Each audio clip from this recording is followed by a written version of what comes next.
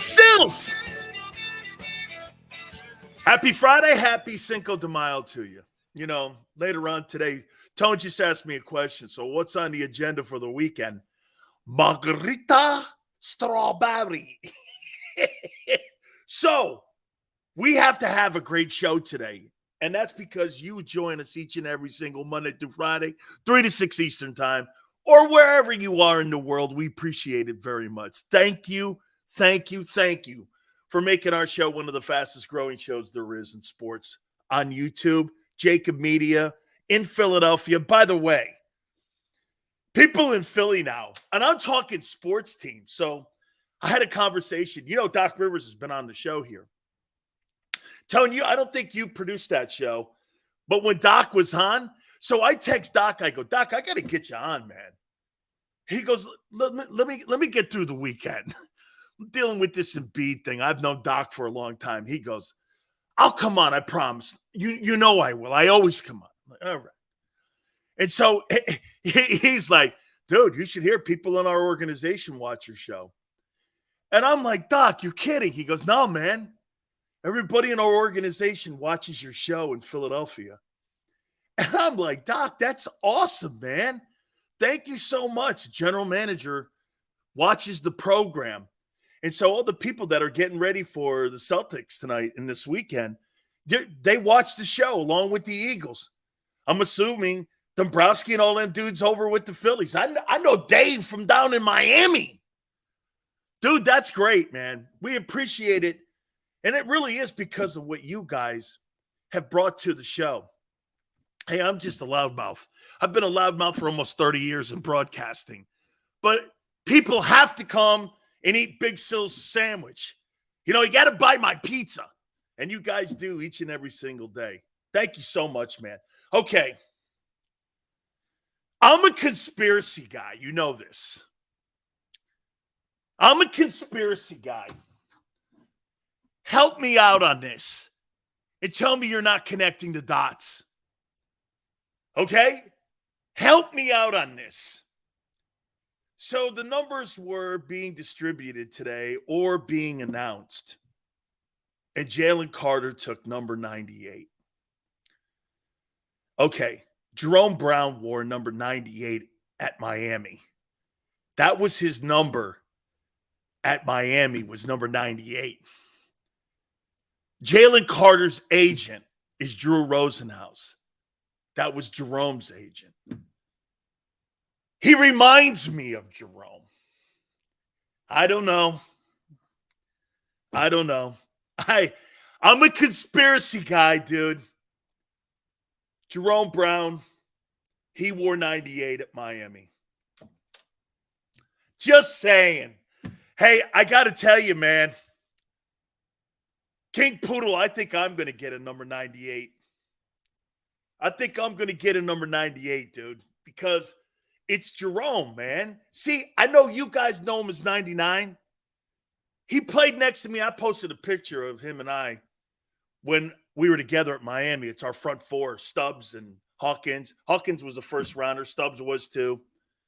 I was the 56th player taken. Jerome was the ninth player taken, like Carter. Oh, man. I read into all this. Okay? I read into all this stuff. And so I'm one of those conspiracy guys. He took number 98. I got to think that Drew Rosenhaus.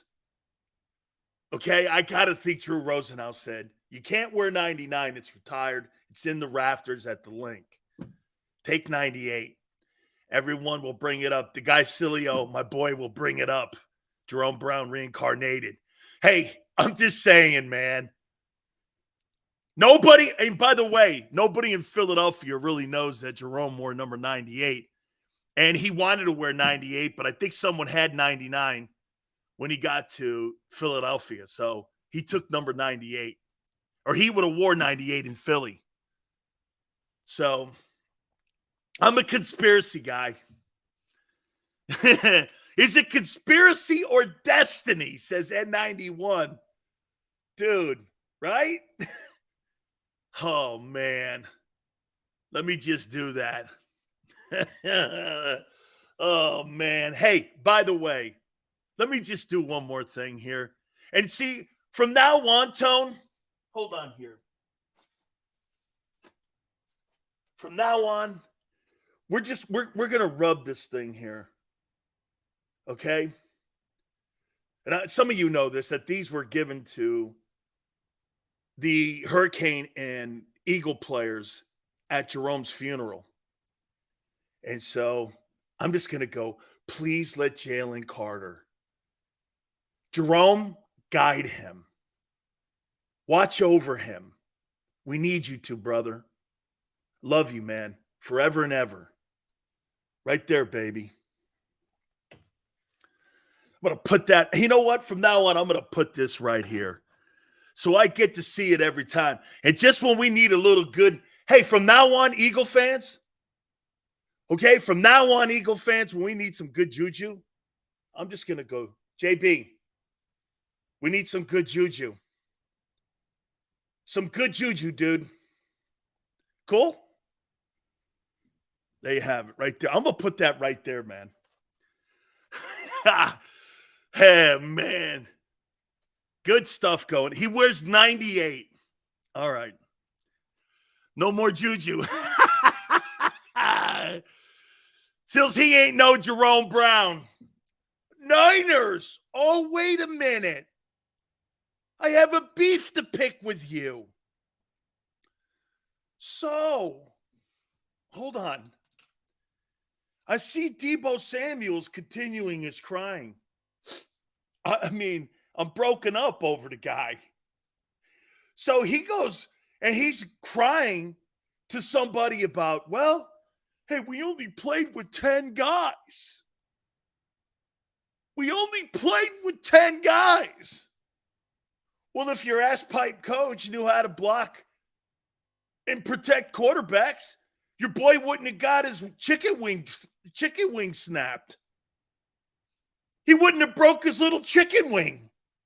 If you knew how to block for your quarterbacks, the little chicken wing wouldn't have broke off and looked like this. I mean, after a while, Brock Purdy he was walking around going, hey, is everybody okay? Hey, how you doing? Is everybody all right? Hey, I don't know what my arm's doing because Hassan Reddick just dislocated it. I don't know. Hey, well, hang on, guys. Hey, hey, thanks, Kyle. Your head coach got your quarterback killed. That chicken wing is now, did you hear the reports? According to sources in the Bay Area, the chicken wing is just about ready to start throwing, a.k.a. Brock Purdy. Hey, Niner guy, tell Kyle Shanahan, stop getting his quarterbacks killed. RG3. Hey, I love this one. RG3, killed. Jimmy Garoppolo, killed. Brock Purdy, killed. Trey Lance, killed. Hey, it's all coincidence, though. It's all coincidence. Hey, yeah, it's coincidence. It's bad luck. Oh, every one of your quarterbacks that you've ever coached has been killed and had their chicken wing snapped off. And there's Deebo moaning and bitching and crying. What a worm. Dude, you got beat. I told you this. In sports, the coolest thing about sports is this. Dude, scoreboards don't lie. Did you play okay? Yes. Could the game have been different? Yes. Coulda, woulda, shoulda. Coulda, woulda, shoulda. I wish to God I had mulligans in my life. I wish to God I did too. Deebo Samuel wants a mulligan for his quarterback's chicken wing getting snapped off by Hassan Reddick. Come on, Niner. I thought Niner fans had a little more moxie than that. Can't be crying about spilt milk when you get your guy killed. Dude, your guy got killed. Opening play. What do? They put a back on a guy who's got 16 sacks. Hey, yeah, that worked. That's the other 6 guys he killed. You know that Kyle Shanahan can really design plays. He's one of the best play callers in the NFL. Yeah, until his quarterback gets killed. And then he's got to have Christian McCaffrey finish the season for him. Well planned out, Kyle. Well planned out. Niners, look at this, putting the juju on him. Hurts will get his. Really? With that old line? I don't know about that. I don't know about that. Debo. Debo. You know what your new name is? Bobo. Your new name is Bobo. Hey, Bobo Samuel, stop crying. It's unbecoming. Bobo Samuel. Dude, it's unbecoming of an NFL guy to start moaning. Don't you notice these big mouth wide receivers? They cry about everything on the planet. These guys just cry every day. They cry all the time. Seriously, man, these guys need a swinette. You know what that is? 3 hairs on a pig's ass. My grandfather used to say, look the song up. Hey, this guy needs to start singing Johnny Ray. Cry me a river. Bobo Samuel is bitching about the fact that his quarterback got killed. Well, protect him. Protect him. Bobo Samuel. Well, you know, if we didn't have to play with 10 guys, it's called football, guy. Dudes get hurt. You know, contact. I know that you guys don't get mugged like they used to back in the day, but it's football. This isn't soccer where you do dives.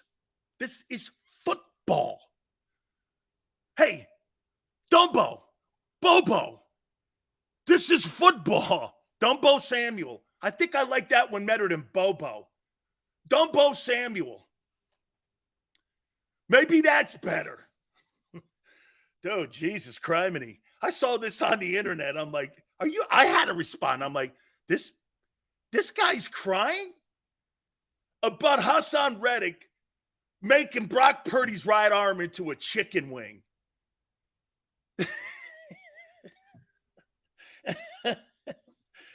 I thought he had palsy. And then what did your dumbass coach do? He injured the guy more by putting his ass back out there. Well done, Kyle. Hey, Kyle, seriously, I mean, that's a great move by a head coach. Injuring your guy more. Way to go. Hey, that's how you do shit. Then you put him on the sideline and you put him in a chicken wing harness. Then you tell him to take the chicken wing harness off so that he could throw the ball to Dumbo Samuel. I mean, sorry. Even though Brock Purdy, do you want to hear something? Brock Purdy's old man's a hurricane. He played baseball at UM. Even though he's got Miami blood in him, sorry, dude. This guy's new name is Chicken Wing Purdy. Hey, what happened, man? Shit, Kyle Shanahan turned my right arm into a chicken wing. Shit, man. Get these at Hooters. Extra fried or seasoned. Hey, if I was Hassan Reddick, I'd be like this. More chicken wings. We gonna have some chicken wings. Chicken wing Purdy. Stop crying. You get goofed on when you cry like that. Big Sills has no tolerance for crying. There's no crying here. What'd Pedro say? Man, there's no crying in football. There's no crying in football. We got no crying. There's no crying in football. There's crying in soccer. There's crying in the NBA. There's crying in baseball. 2 sports, hockey and football. There's no crying. Hey, Lindros, keep your head up. Hey, I'm going to tell you one more time. Lindros, keep your head up. There wasn't a third time, was there? Dude, I swear to you, I had a screensaver of Lindros on my computer after what Stevens did to him for about 10 years. Scott Stevens, man, I'm very good friends with him. I told him, I go, that was a screensaver of mine for 10 years. Had to be a decade. Lindros in the middle of the Flyers emblem. I was like, keep your chin up, kid. I go, how many times you tell him? He goes, 2. I go, what happened on the 3rd time? He goes, what'd you think? I went, I got it. All right. We're going to get into the topics. We got a ton of shit again that we're going to hit on. Come on. Niner, I'm very disappointed in you Niner guys. I mean it. You're very disappointed. Why are you crying still? You're going to get another opportunity at them again. You're the 2 best teams in the NFC. You're going to be playing at Lincoln Financial again in the NFC Championship game. Once you figure out who your signal caller is, or the one that your coach doesn't kill, I mean, they're going to play in that game. I mean, Jesus, stop crying. You lost the NFC title game. One of the greatest things, hey, Tone, I stole it from you, and I put it on my Twitter. He's dead right. I stole this line from Tone. Hoss, end of the day, you can't just put your name on the test and say you passed the test. You got to win the game that matters. You got to win that game. Just because you put your name on the exam, that don't mean you get a passing. What are you looking for, passing grades? Or are you looking to ace the thing? All right, let's move on here. Jesus Christ. Well, if we had a quarterback, we played with 10 guys. Holy cow, man. This guy needs a bib and he needs a napkin so he can wipe the tears away. Come on, Dumbo Samuel. Act like a man. Act like a man. Like The Godfather, when Don Corleone, you're whining and moaning. That's a perfect scene for Dumbo Samuel and talking to Big Sills. Big Sills is Vito Corleone. You can act like a man. Coming here like a big Hollywood hotshot. Holy cow. All right, let's get into some football talk here. Let's get into some sports talk too here. All right. Who has the better opportunity, you think, concluding their contract? Lamar Jackson or Jalen Hurts? Who do you think has a better shot at closing that contract up and living through the contract? Lamar or Jalen? Lamar's contract, absolutely a great contract. Kudos to him for getting it done right. Kudos to him for getting it done right, man. Okay? Got a lot of money. Didn't get exactly what he wanted, but he got what he needed. And I think it's a hell of a contract. Who fulfills the contract, though? Who's in the best position? Here, let's look at all the dynamics surrounding this question. I would consider the Baltimore Ravens a great franchise and a great front office. Is it comparable to the Eagles? Yeah, they've done a ton of winning too. Hey, man, they've done a ton of winning. Baltimore's done a ton of winning. You can't dismiss that. Has it wobbled a little bit in the transition from Ozzie to Eric DeCosta? Yes, the new GM. Absolutely. I think they had a nice draft. I think the Odell Beckham sign, I think, is yet to be determined whether or not it's going to be a success. Guy's been injured, 3 of the last 4 years or 4 of the last 5 years. Odell Beckham has been banged up. So end of the day, we still don't know. Plus, you gave him $15 million. You probably overpaid him so you can make Lamar Jackson feel better, right? They got a pretty good organization. How about the head coach? Dude, their head coach, John Harbaugh, is better than Sirianni. And I don't think it's close. I mean, this guy is a Super Bowl winning coach, and he is an innovator. And actually, I think John Harbaugh is a better coach than his brother, Jim. I think he's a heck of a coach. I like the guy. He's better than Sirianni. So you kind of have compatible organizations. Now, I would say Steve Biscotti and Jeffrey Lurie, I think they're pretty even. I think the whole thing is pretty even here. Comes down to the player now, doesn't it? Comes down to the player now.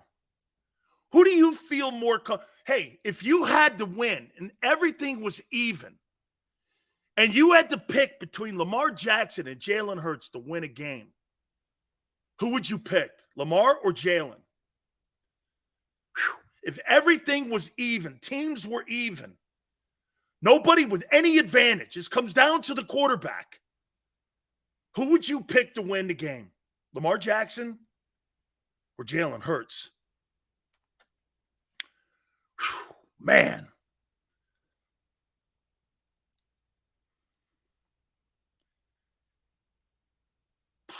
Wow. Man.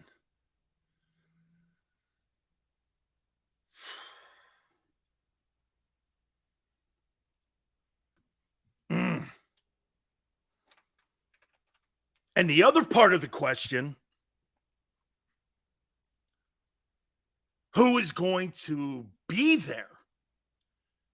And who's going to live through the contract? If you had to win a game, who would you pick?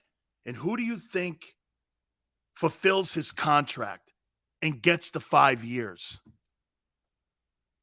Boy, these two, you know what? I'm going to say something to you that I thought I would never say in my life. I can't believe I'm pausing on May 5th, Cinco de Mayo, 2023. A year ago, I'd have laughed in your freaking faces. Jalen Hurts and his ascent to be in these conversations is unprecedented. I can't believe, and you know what? I'm probably being swayed by that to lean towards Lamar, and it's unfair to Jalen. It is, because there's a bias. There's a built-in bias against Jalen Hurts when you're talking about these elite guys. How about this? Is that at least fair? Tone says I might be called a homer, but I give the slight edge to Hurts for both questions. Hey, you think there's a bias on Jalen? When we're talking about the elite, the Burrows, the Herberts, the Trevor Lawrences, do you think there's a bias? Lamar Jackson, do you think there's a bias? I do. I think there's a built-in bias. This goes back to his college days. This goes back to his draft. And as a guy like me, I got to get over that. Because I'll say this to you. Sills, do you think Jalen Hurts improved more from his first year to his second year than Josh Allen did? Yes. Do you think he improved more than Mahomes? No. Do you think he improved more than Burrow? No. Do you think he's improved more than Herbert? Yeah, but Herbert's got to win. Herbert's got to win. Cal just asked, is Herbert elite? No. If Jalen's not, he's not. Allen makes too many mistakes to be elite. Those two guys have elite talent. So does Jalen. Okay? But if you, again, my friends, if you take the team accomplishment away of them going to the Super Bowl, you're not better than Herbert's numbers or Allen's numbers. You're not. You do it differently. By the way, this is not a rip on Jalen session. That's not what this is. I'm asking you about Lamar Jackson. I want to put it, let's reel it back into this. Who would I take if I had to win a game, and who do I think fulfills their contract, has the best chance to fulfill their contract? Man, that is so close. And if everything is equal,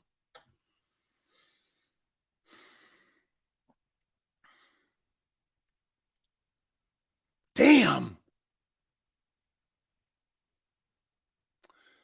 Jameson goes, Herbert's horrible. He's the second fastest man in NFL history to 15,000 passing yards. He's horrible. Really? You might want to check that one and reel that one back in. Dan, you don't need to say you're not ripping on Jalen if people are saying, I know, but my delivery sometimes make it sound like I'm ripping on him. And I don't, my wife says it all the time. I'm not you're right too. And thank you for reminding me of that. But you're right. Listen, I don't quantify my takes. I don't have to. And I never apologize for my takes. If they're wrong, they're wrong. I can't give you a push because that's not the answer. I'm going to quantify it by this. I think Jalen Hurts lives the contract out. You know why? I think he's a smarter football player. And not that Jalen is any smarter savant-wise or football-wise to Lamar. I just think he takes care of himself better on the field and has better field awareness than Lamar does. I think Lamar has it built into him that he's got to make every single play. Hey, would this be fair to say? Would this be fair to say about Lamar Jackson? He's got a little Carson Wentz in him, like a little hero ball. Would that be fair? I think there's a little hero ball in Josh Allen. And what I mean by hero ball, you feel you got to make every play because do you trust your teammates? You know the one thing that Jalen Hurts does when he's out there on the field that I love compared to Lamar? I think he trusts his guys more. I think he trusts, and I think they feel that, and it resonates in the huddle. I think those guys out there feel that Jalen knows he can't get anywhere without them, whereas I think Lamar and Josh Allen and Herbert at times, I think these guys feel they got to make every freaking play for it to be a success. You think that's fair? I do.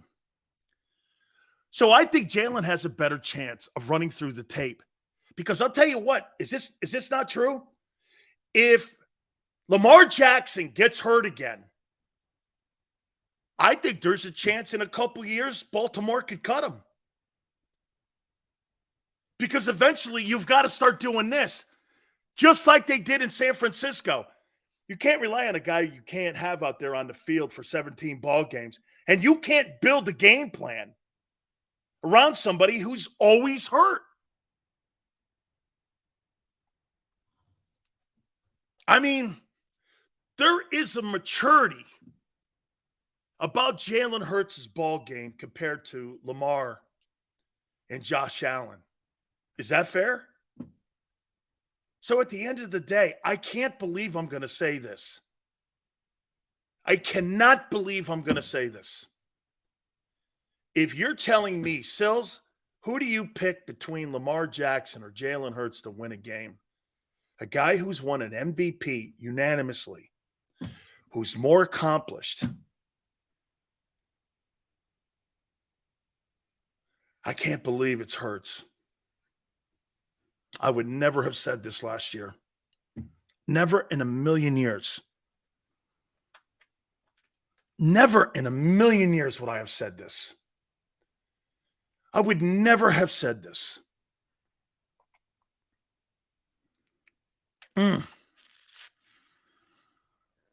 But then again, guys, don't you think the owner of the Eagles and the general manager are doing the same thing I'm doing?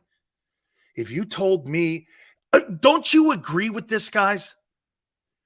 If you told Howie Roseman May 5th, 2022, that you would be giving Jalen Hurts a $255 million contract when you just made a trade to get 2-1 so you can get into the draft, not to take a defensive tackle, but to take another quarterback, I guarantee you, the entire organization must be doing the same thing I'm doing. Unreal. Unreal. It's absolutely unbelievable in what he's accomplished. Unbelievable. And by the way, I love Lamar Jackson's game. I can't tell you how many times Xander and I were doing shows and we were watching him play. On a Monday, we would come back on a Monday and we would go like this. I want me one of those. Well, guess what? The Eagles do have one of those now. And it's been developed right in front of our eyes. Kudos. Kudos, man. All right. Move on. I wrote down 7 burning questions for this Eagle offseason. 7. And I want to go over them now. By the way, I have the top 10 NFL offenses after the draft, heading into the 2023 OTAs, rookie camps, and training camp in July. I wrote 7 offseason questions that I thought the Philadelphia Eagles had to answer. Let's start with the first one. Can Howie Roseman retool the Eagle roster? Has Howie Roseman retooled the Eagle roster? How close is it to last year's roster? Younger, more athletic, cheaper, but the most important one, more inexperience. That's a thing. Okay? Arthur, how can it be as good when it's less experienced? Okay? Joseph, I could see Joseph was already started his Cinco de Mayo drinking. Congratulations to you. You must be three in already on margaritas.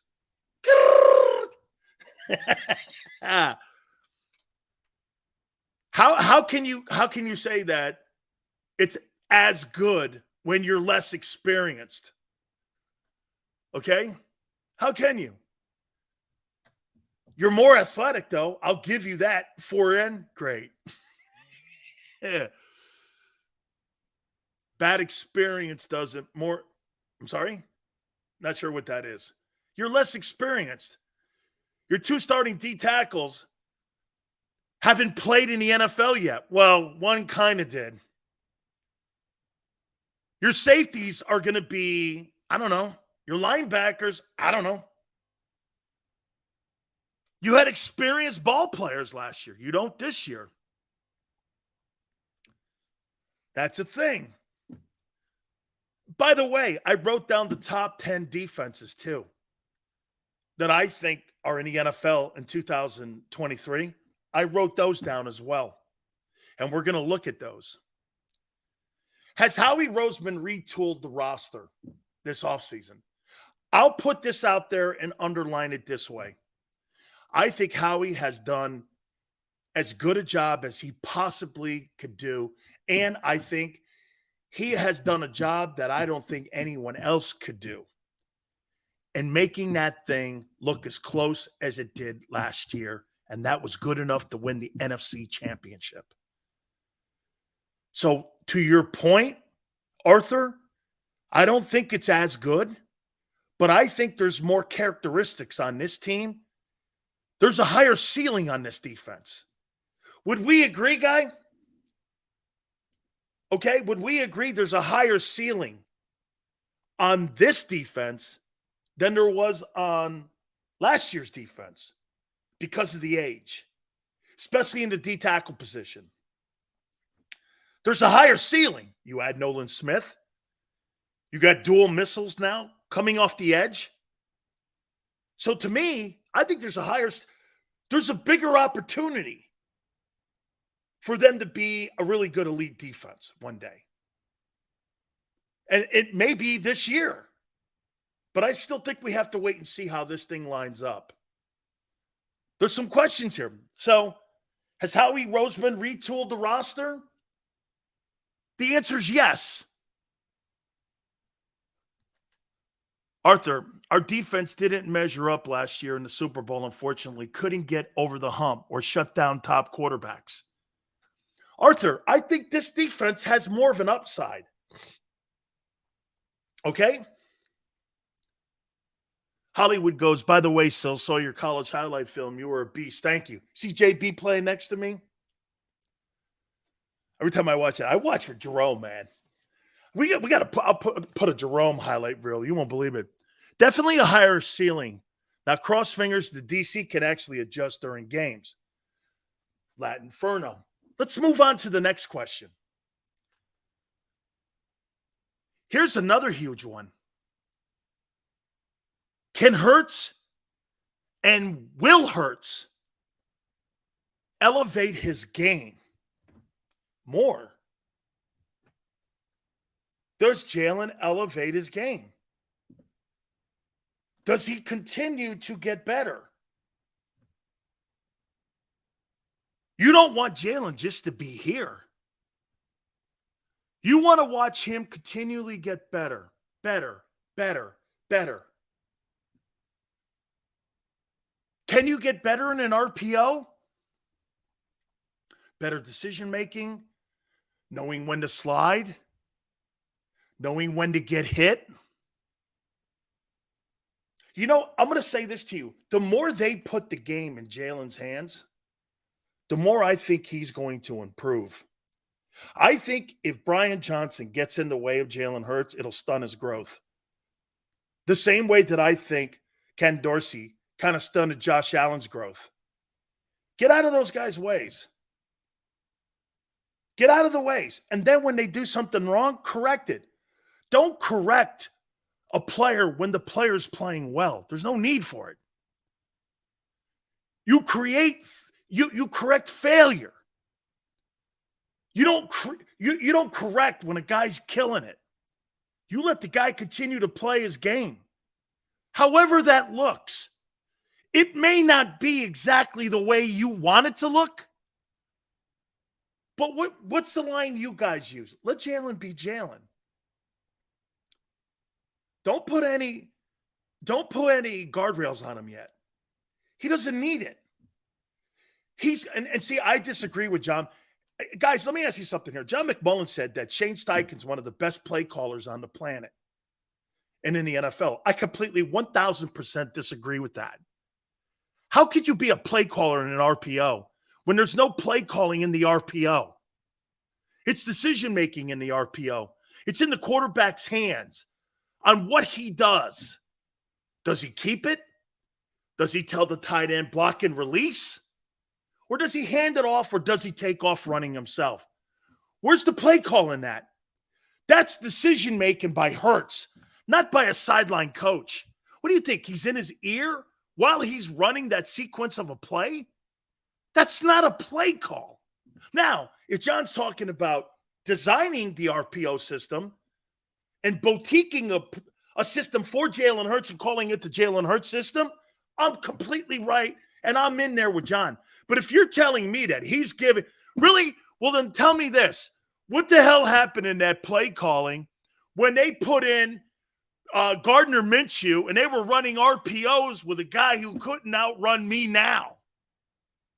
And when they had to put Gardner Minshew in, that thing was a train wreck, and they were running the RPO system with Gardner Minshew. You know what the excuse will be? Well, he's not the player Hurts is. You were still running the same shit with him, though. You didn't change it. He's a drop back guy. He's not an RPO quarterback. He's not an RPO guy. But they ran the same stupid system with Gardner Minshew. Didn't make sense. Hurts is the OC, exactly, CZ. I thought the Chicago game, too, once Hurts got hurt, exposed them. How in the world do you run a quarterback who you're at the tail end of your schedule and you've already got the NFC wrapped up? All you got to do is get home field wrapped up, and you're running against a Chicago team. That's the 32nd. You're passing and telling this guy to run the RPO against the 32nd worst defense in the NFL and the worst run defense. What are you doing? You're running RPOs. No wonder Hurts got hurt. They ran him in. The coaching staff ran him into an injury. Josh Allen and the Bills saw that on film. Do you remember what happened? I think Allen threw for 135 yards in that game. They ran the ball, and they don't run the ball in Buffalo. Buffalo ran the ball for 250 because you know why? They weren't getting Allen killed in that game. How is Shane Steichen a good play caller? Well, we'll find out real soon. We'll find out. I said this to you about Jalen Hurts. I think that guy's the best RPO decision-making quarterback I've ever seen. He's like Jamal Holloway. There's an old quarterback back in Oklahoma days that could throw. He's what coaches thought the Wildcat could be. He's now the guy that people wanted to try to develop with that Wildcat like 10 years ago. But they couldn't find a guy that could throw the ball like that. Jalen is the Wildcat dude that could throw. Remember all them Wildcat guys? Not one of them can throw. Well, he can. And he's getting better at it. As a matter of fact, that Chicago game, there were a couple passes called back. Do you know what I was saying? And there were some passes in that game that didn't count, and I was doing this. Holy shit, man. This guy's dropping it in the basket. He must have dropped 3 or 4 passes in the basket in that game. I was like, holy shit. Jay SoCal says, Hurts can't throw. No, Hurts is getting better at it and better at it. Is he one of those elite guys at the end of the day? Remember something, too. Jay SoCal, Jalen's approach to getting to the finish line is different than Burrow and Allen's. But he gets there. You're stuck in the old cement like I am. Got to be a 7-step guy or it doesn't work. As long as you have a guy that's smart in how he plays, I'm telling you, he has got more Russell Wilson, and you guys were right last year. His ceiling could be Russell Wilson back in the early days when Wilson was the quarterback and they had a running game in Seattle. What happened to Russell Wilson and all the things that Russell Wilson was doing earlier in his career? You know what happened? Beast mode left. Once they didn't have that superstar dominant back and they had Chris Carson was a good player. He's not Marshawn Lynch. Okay? Marshawn Lynch was a beast. By the way, shitty play calling cost him 2 Super Bowls instead of just getting the 1. I mean, they got when beast mode left, that was the end of that. So, can he elevate his game? I think he will. I think there's a lot of components that are going to help him elevate his game. Okay? I think there is. You know what it is, too? I think the NFC sucks.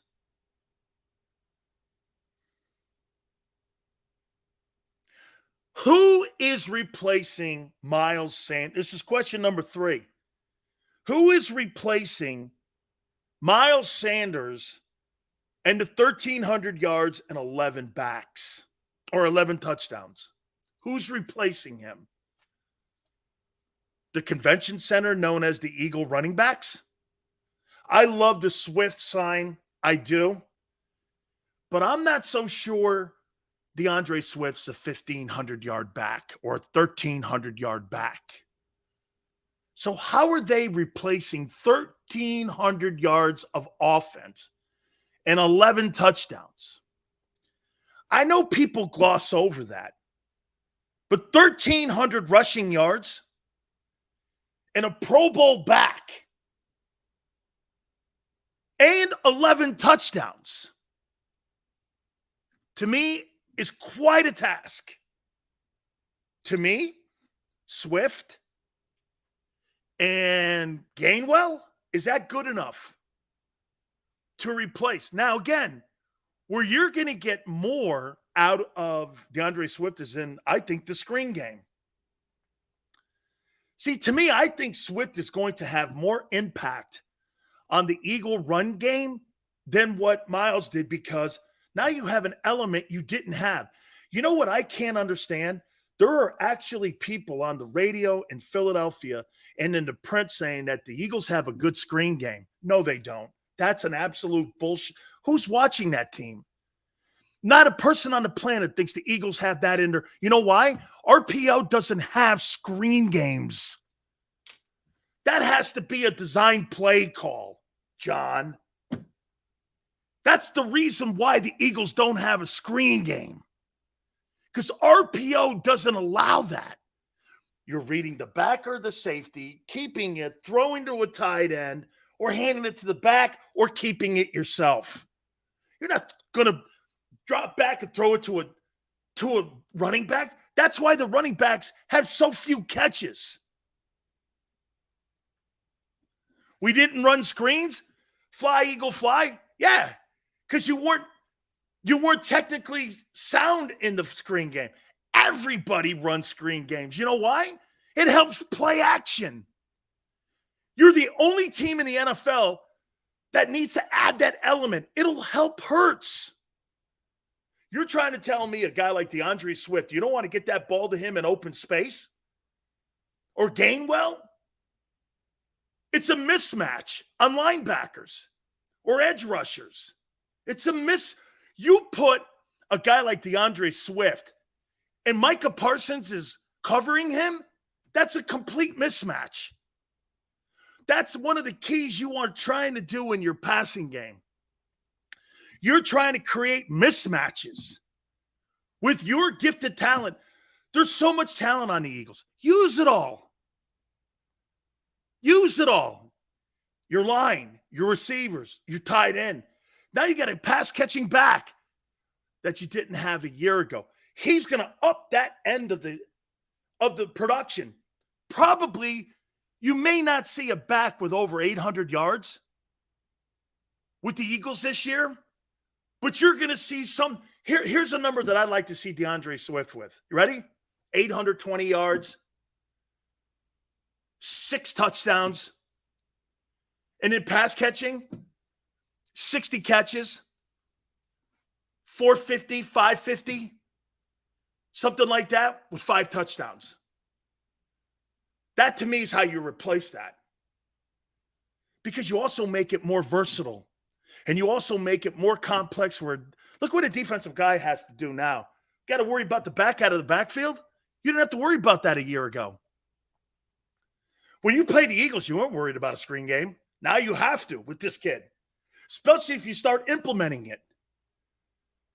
Now you add that component. So now get this. I'm worried about wheel routes, slants, tight end on the seam, screen game. You're adding another component in there. So when you're a coordinator, and get this, even though you guys hate Quez, you got to worry about a guy running a 4-2 up the seam. It's a lot to cover, especially with most defenses today don't have the personnel to cover all that. Maniac, what's up, brother? Appreciate it on Cinco de Mayo. Okay. Question number 4. Howie on cap space. So here were the questions so far. Can Howie retool the roster? Yes. Can Hurts and will he elevate his game? I believe so. How are you replacing Miles Sanders' production? Now, number 4, Howie on cap space. Redoing Lane, Mulata, restructuring the contract of Slay, $3.5 million pay cut there, gave him more money up front. The Hurts deal, he had $20 million heading into the draft. So that question's a grand slam yes. He created cap space. Get this. Tell me how you create cap space and you gave your quarterback almost $180 million in guaranteed money. Unheard of. Unheard of. I've never heard of it. I've never heard of a team creating $20 million in cap space. and giving a guy $180 million in guaranteed contract. And your cap hits are dick compared to the rest of the quarterbacks that are signing these contracts. Dude, 11, I don't know. I mean, this guy, seriously, man, this guy must have went to MIT because he knows how to use a calculator. I'll tell you that, man. This guy not only, you know the two things Howie Roseman uses when it comes to dealing with salary cap and cap space? The magic 8-ball, and I'm telling you, man, a Ouija board or something. Because this guy here, man, I mean, he uses a calculator, an 8-ball, and a Ouija board. I don't know. It's crazy. Really, really gifted. Really gifted. Really gifted at the cap. And I know that's where he comes from. He comes from being a capologist. But really gifted, man. I mean, like maybe one of the greatest, probably the greatest cap guy I've ever seen. Question number 5.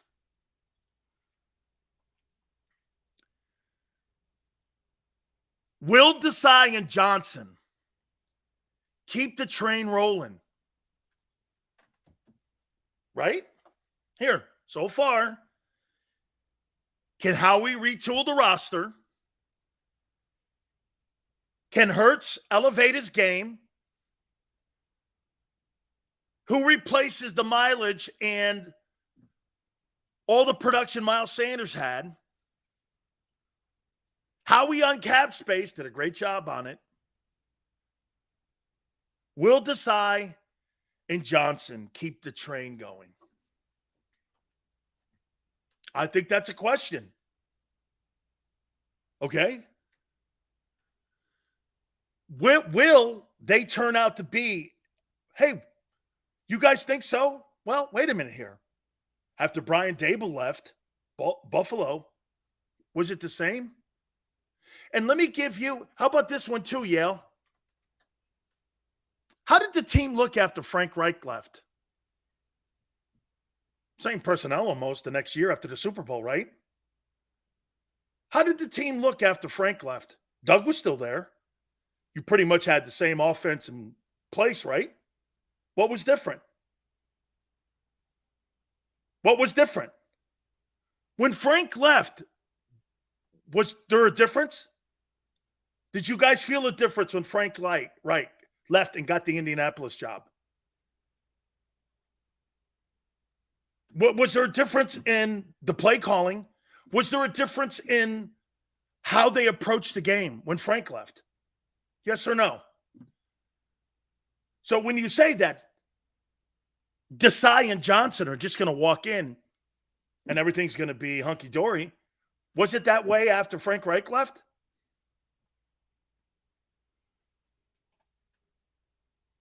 So just to sit here and go, you're being optimistic, which is cool. Which is cool. And I would say, who's got more pressure? Desai, man. You know why? Brian Johnson just has to do this, the OC of the Eagles. He's just got to do this. Hey, man, let me get out of this kid's way.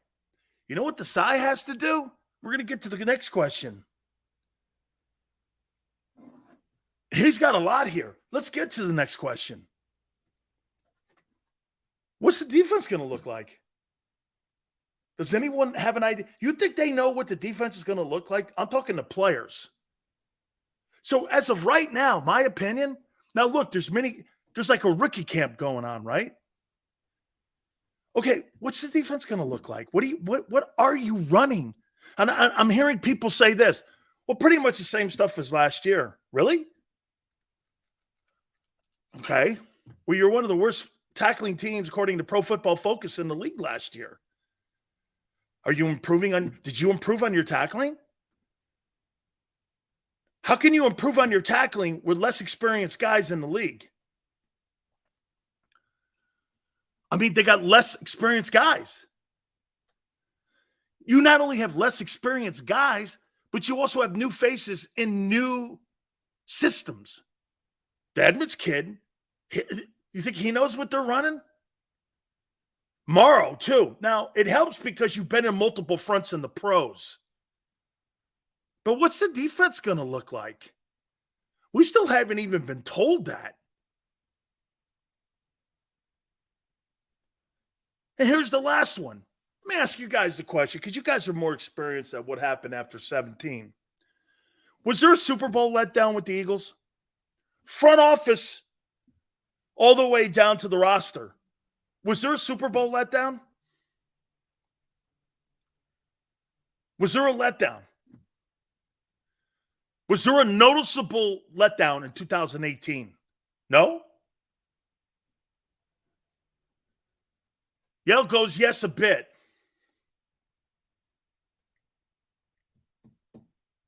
We were happy to win a Super Bowl.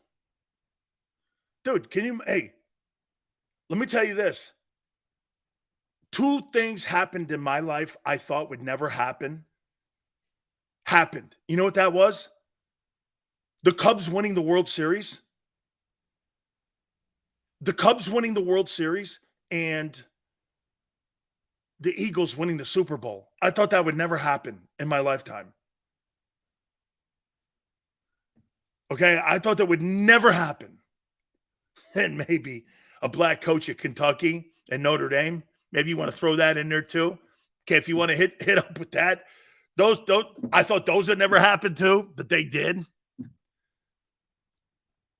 Okay, so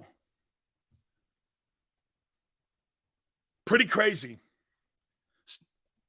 I think there's still momentum. I believe there's still momentum coming from the Super Bowl. I think Howie's kept the momentum going. I think Nick's kept the momentum going. The way that they've handled this offseason. Don't you feel momentum? I don't know about you guys, but don't you feel that momentum? I do. There's just I feel momentum more now than I have before for a team that, I didn't feel momentum coming off that ramp for the Rams. I thought the Rams would have a letdown. I knew they would, and they did. It just feels that, you know what it feels like for me when I'm talking about the Eagles right now? It feels like unfinished business. You know what I mean? It just feels like unfinished business when you're talking how they're handling it. Plus, I think they got a massive advantage. The NFC sucks so bad. So what's your thoughts on the Eagles' record? Paul, I'm going to tell you flat out.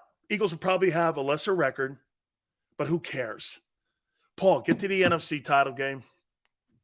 Host it in Philly. What do you care what the record is? Your objective is, hey, how about this then, Paul? I think they'll have one of the top records in the NFL. Okay, because you got to remember something, Paul. Sometimes divisions, what if all the teams in the NFC West get hurt and San Francisco has an easy way to the NFC and they win 15 games? I mean, you just don't know. We better not run the same thing. I like Matt Patricia's hire. I do too, Weapon. So to me, this is more about getting the bye, correct? Getting the bye, hosting home field. Of course, winning the East. That's what this is about. Dude, records? Fuck that. Who cares about what your record is? This is about hosting the NFC title game. Nobody cares. Records mean nothing. Ask the Milwaukee Bucks and the Boston Bruins. You think those records mattered? I mean, they had the winningest season of anybody in the NBA and NHL. Did it matter in the end? No. Every time you got to face a guy like Jimmy Butler, this guy puts on his Jordan cape, and you're like, who is that? Home field, baby. That's right. Christian, home field. 18-1 Patriots. Biggest underachieving team in the history of the NFL. So here are the 7 questions. Can Howie retool the roster? Yes. Can Hurts elevate his game? yet to be seen. These are some things to watch as we move forward this year. Who is replacing my... Remember this. These questions will be questions that we're going to go over throughout the 2023 season. And I'll rephrase the questions. Watch. Did Howie retool the roster? Did Hurts elevate his game? Did anyone replace Miles Sanders' production?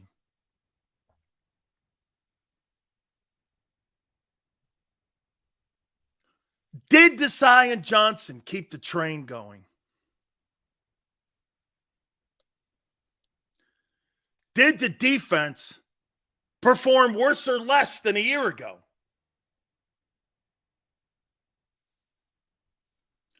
And more importantly, was there a Super Bowl letdown? I think those are your 7 questions as we watch this team in front of us. Because look, I say this to you and I say it to everyone, no matter if you're Buffalo, Pittsburgh, San Francisco. At the end of the day here, this is a new chapter in Eagle history. Okay? Nobody cares what you did last year. You have to have like memory loss on what happened. Because now this is a new deal. This is all new now. You had turnover. Your quarterback got more experienced. I'll tell you something else about Jalen where I think he's already improved. His professionalism, even more so. I'll tell you what, he knows when not to talk and when to talk. And get this, you know, it's funny. When people understand something about people who communicate, you know how great communicators are? You look at any of the great orators of all time, evil and good. They have timely pauses. They know when to talk. They know when to let the room breathe.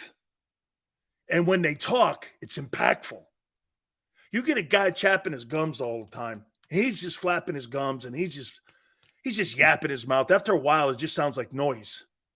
But you get a guy in the room that knows how to command a room, like Brady. I think Peyton Manning does. Liquor it up, kicker. One of my favorite Peyton Manning lines of all time. Okay? Hurts didn't talk during the contract negotiations. You notice what's happening right now with the other quarterbacks? I know Lamar talked more. You know why? He didn't have an agent. He didn't have somebody like Drew Rosenhaus telling him to shut the, up. Shut up, dude. Why are you on Twitter talking to a guy with an egg in his profile? What do you care what he thinks of you? You're freaking Lamar Jackson. As my friend Joe Krause says, don't punch down, dog. If you're going to punch at anybody, punch up. But look what Burrow and Herbert are doing. You know what those dudes are doing? They're not saying a word. Because they've learned it from... Dude, I'll tell you what. Quarterbacks should take lessons on how you handle yourself from Jalen Hurts. All right. Top 10 defenses, top 10 offenses in the National Football League. Do you think Jalen has more or less carries? That's a great question. Don't you think that comes from Jalen trusting Brian Johnson's play? Hey, remember something, too, to keep an eye on in this whole process here, guys. Jalen may like Brian Johnson, may know him a lifetime, but remember something at the end of the day here, okay? Once it gets into game situation and situational play calling, your friendship shit goes out the window. Nobody cares about friendships. Are you putting players in positions to be successful? That's the thing you care about the most. Hit the like button, hour 2. Keep it here on the National Football Show.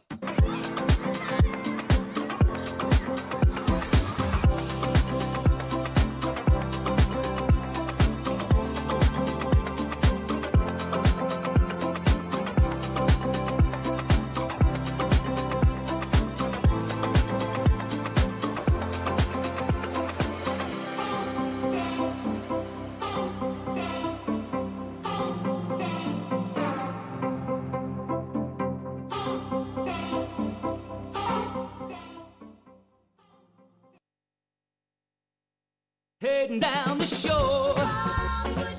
Have a ball once more. Here, imaginations run wild and time stands still. Because here, you can find the best of the Jersey Shore, all on one 5-mile island. So leave the old you behind and get lost in the woods. Wild, wild, wildwood days.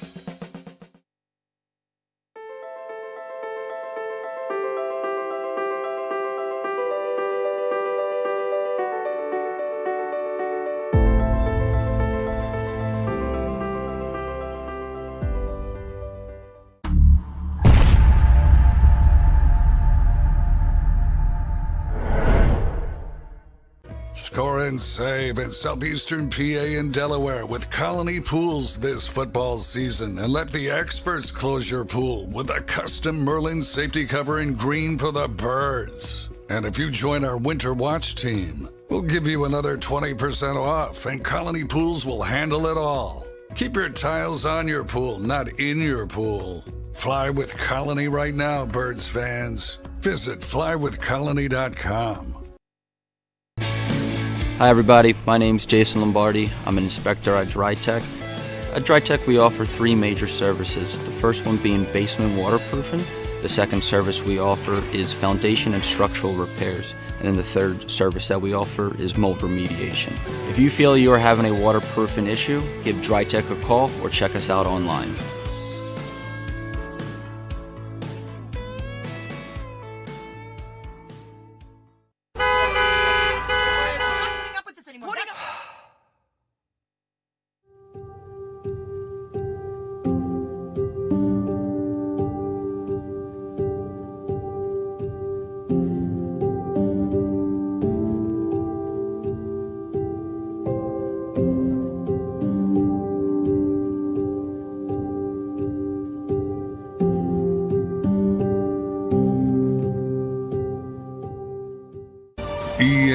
EAGLES, Eagles.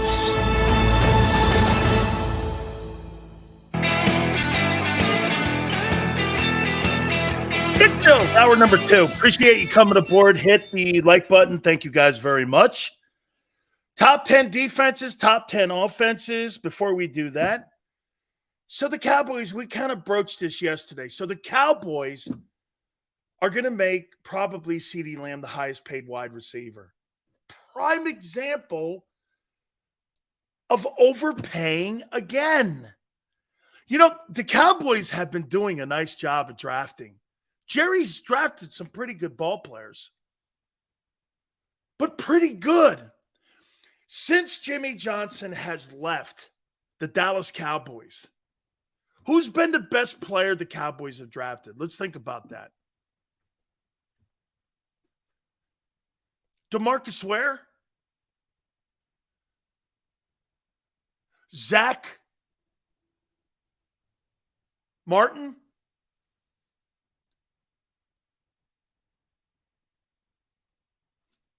I guess Dak?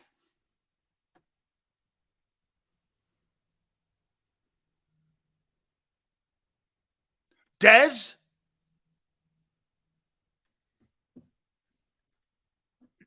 Zeke didn't last long, dude. Zach Martin's probably his best player he's drafted. Okay? That's not going to Hall of Fame. Zach Martin's going to the Hall of Fame. Okay? So I would say this to you. All good ball players. All overpaid.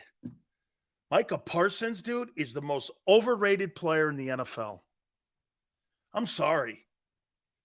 Wait. I'll take that back. He's the most overhyped player in the National Football League is Micah Parsons. He's overrated. He's overhyped. I don't think he's as good as people think he is. Dude, that last half of the season, he was Casper the Ghost. He was Casper the Ghost. Dude, Hassan Reddick was more of an impactful player at the end. Hey, final 8 games of the year, who was more impactful? Hassan Reddick or Micah Parsons? I didn't see. There were games I didn't even see him show up. I saw a guy destroy the NFC title game, and Hassan Reddick. I watched Hassan Reddick destroy the 49ers' hopes. So much so that Dumbo Samuel is crying still today on Cinco de Mayo. I mean, seriously, Michael Parsons' nickname, it's not 11 from heaven. It's Casper the Ghost. You know what I loved about LT? LT went to the game when it was the Giants and the Cowboys, and they wanted to get his thoughts on Michael Parsons. LT walked out of the building. You know what he said? I'm still the best. There's no debate. The guy didn't even show up for the game. What did he say? He was sick. Okay. I watched Lawrence Taylor in an arm sling.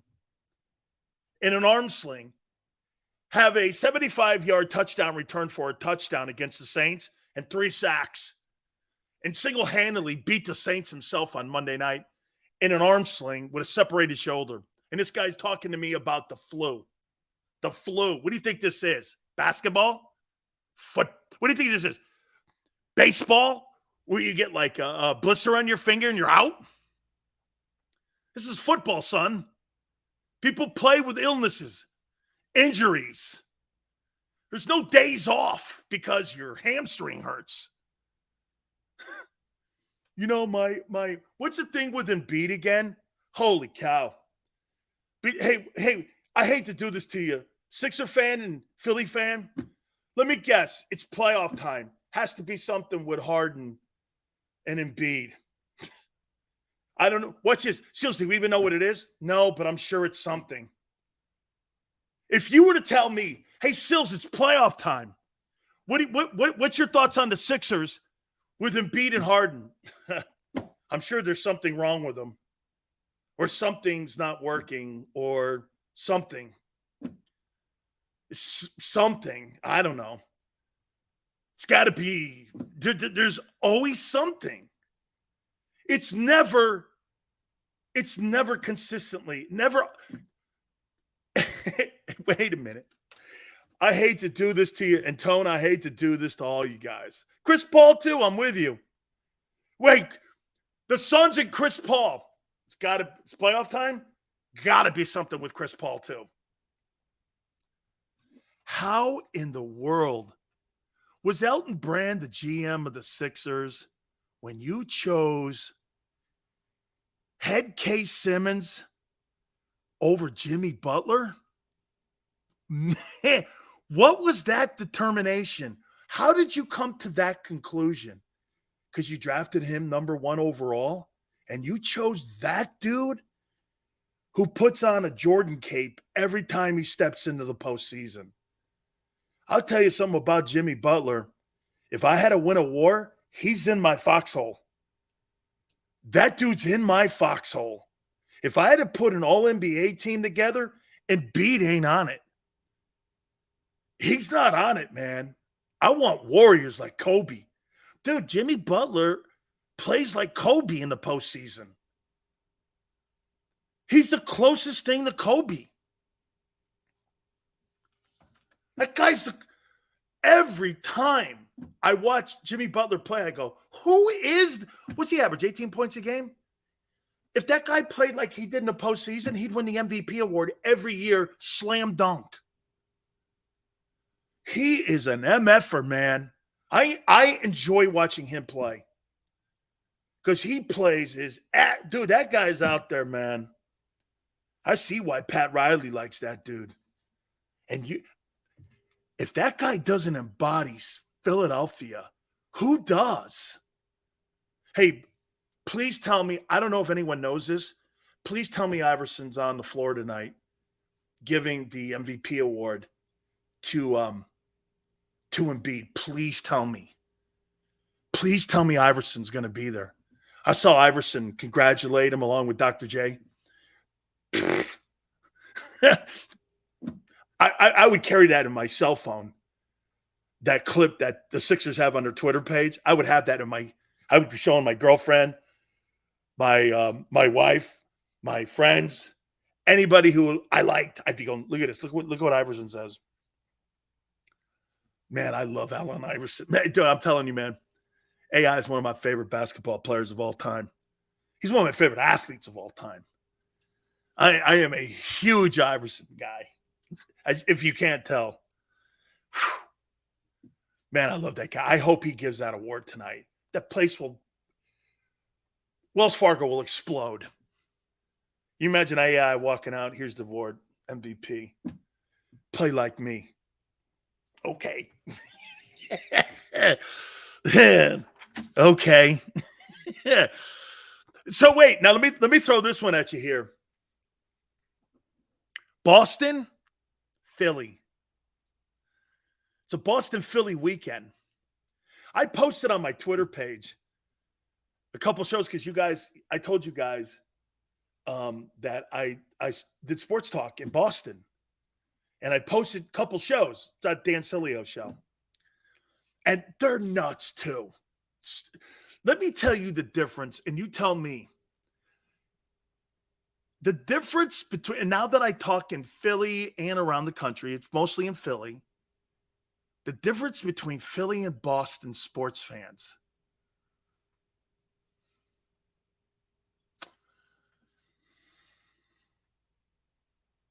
I think you guys love the Eagles more than they love the Patriots. Okay? I'll tell you why.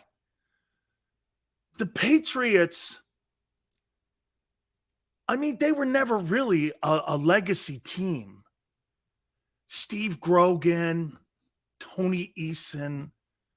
Plus, it was in Foxborough. Now, early on when they were the Boston Patriots, maybe there was more of a city identity. I think it's got a lot to do where the stadium's located. You see, Lincoln Financial is in the same area where the Vet is or was. And it's like in the heart of Philly. Foxborough's kind of out there. So I don't think they have the same passion for the Patriots. They love the Red Sox. Why? Fenway, downtown, that ballpark.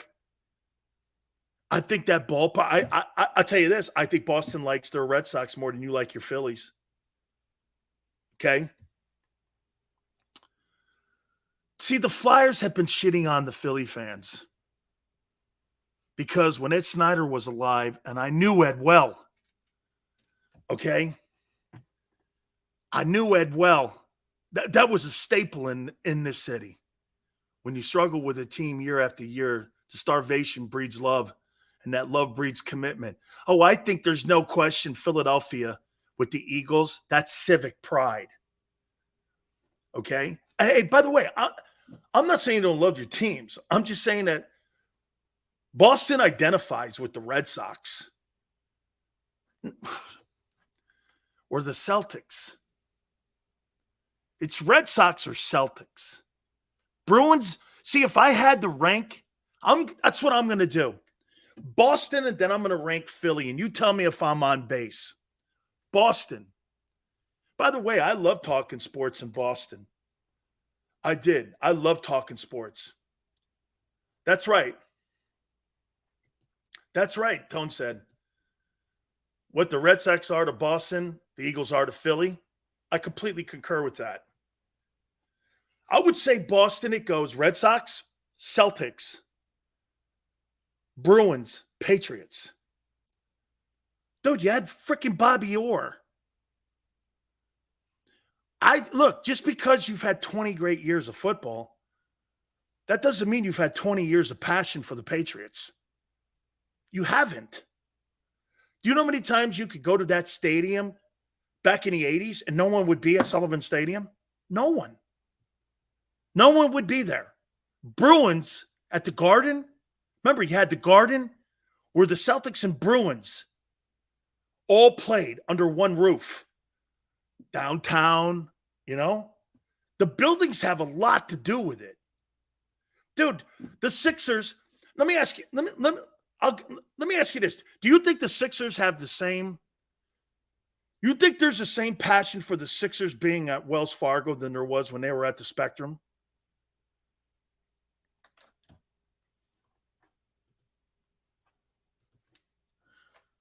Tone says, hell no. Do you guys think there's the same passion for the Sixers? Okay? You think it's same passion for the Sixers. Where you are at Wells Fargo. Okay? When they were at the Spectrum, this sucks because I'm an Eagles and Celtics fan. Look at you guys. Hell no. Holy cow. So the newer building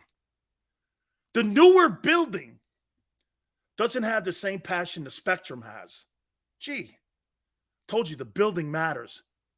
You think the Eagles, the Spectrum was a shithole, but it was our shithole. Hey, let me tell you something, Neil. That's how we used to look at the Orange Bowl. The old lady was falling down. Everyone was watching this building fall down in front of us. I loved it. I spent my summers at the Orange Bowl. City of Miami welcomes you to the Orange Bowl. Dude, I love that building. It gives me goosebumps to this day playing that I played my college football and spent my summers at the Orange Bowl. I love that building. To me, it's the Roman Coliseum. Beating those teams in there. Then Sundays, the Dolphins play. Nobody lost games. Nobody lost games ever. I never remember the Dolphins losing home games. The Dolphins have been horseshit since they left the Orange Bowl. They're not even a city team anymore. I think that, hey, let me ask you this. You think the same energies in Lincoln Financial that there was at the Vet? Even though the Vet was a shithole too? There's something about the Vet to me. When I think of Philadelphia, I think of the Vet. I don't think of Lincoln Financial. I think of the Vet, the Spectrum, where the Flyers and the Sixers played. Not Wells Fargo. I think it takes some of the energy out of the building. I think what people and developers and owners lost, they lost the fact that fans had an identity with those places. That's why the Red Sox identify with Boston and Boston with the Red Sox, because of Fenway. And these owners want these new buildings. You know what you do? You drive fans away with that. Hey, newer bathrooms, better concessions, better suites, hosting. I get it. I understand it. Progress. You got to be there. But I think that's one of the reasons why Arrowhead and Lambeau are considered, and Wrigley, are considered some of the greatest ballparks in American sports. Why? They never displaced their fans. They kept Arrowhead. You think they're leaving Arrowhead at any time? Or you think the Packers are leaving Lambeau? That ain't happening. You think the Cubs are moving out of Wrigley? That ain't happening. So here, I'm going to rank both cities. Dude, I think the fan bases in Boston and Philadelphia, let me tell you, both cities have some snowflakes in it, but for the most part, great sports towns. Fabulous. Greatest sports towns. San Francisco. Hey, Niner, when I was on KNBR, it was a great sports town. It was a great sports town to talk. Tampa, too, when I was on DAE. Okay, really great. Really, really, really great. Great. Great. I will rank them this way. Boston. Red Sox. Celtics. Bruins. Patriots. Philly now. Eagles, man. You, like Tone said, Boston is the Red Sox. Philly is the Eagles. Second,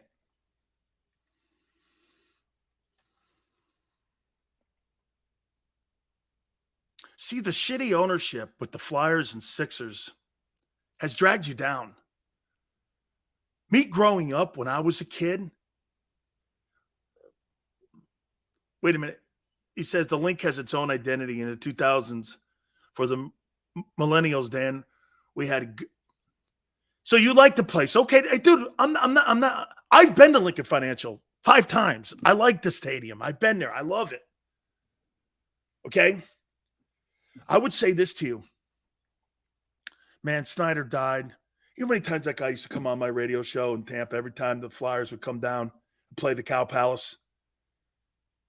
And then they moved over to the Trop. Then they moved into the new building down on Channel Side when the Bolts played down there, Tampa Bay Lightning. He'd come on, man. What a great owner. Bobby Clark would come on all the time. And those guys were just, man, what a fabulous organization. Known for goaltending, developing a goaltending.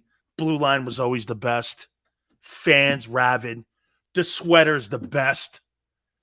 Dude, your sweater, Boston sweater, the Bruin sweater, fabulous sweaters. Fabulous sweaters. But the ownership, who owns that thing now? Comcast? Destroyed it. Destroyed it. It's unwatchable. So it's kind of hard to rank things like that. Elton Brand and the ownership of Harris has destroyed the Sixers. It's just so I'd put the Phillies second because I think the owner of the Phillies, at least he's getting it right. He's spending money. So I'd go today. Eagles, Phillies, Sixers, Flyers. That's how I'd go if I had to rank them. Sills, the vet is okay, but we won a Super Bowl at the Link. In fact, we've been to 3 Super Bowls at the Link in the 2000s. Dude, I'm not dogging your place. I'm just saying when I think of Philadelphia, maybe it's my age. I think of the vet, the Spectrum, Rocky, all that shit.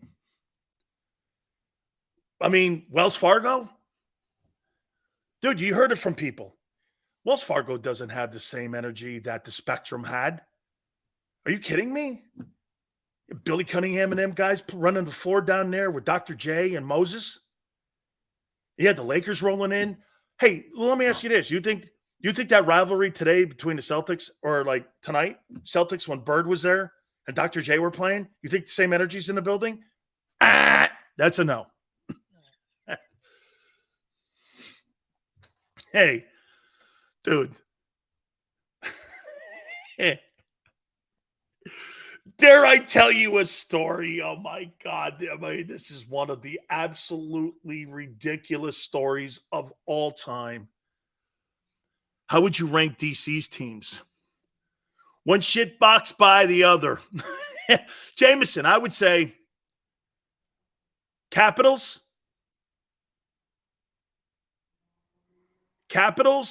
Nationals,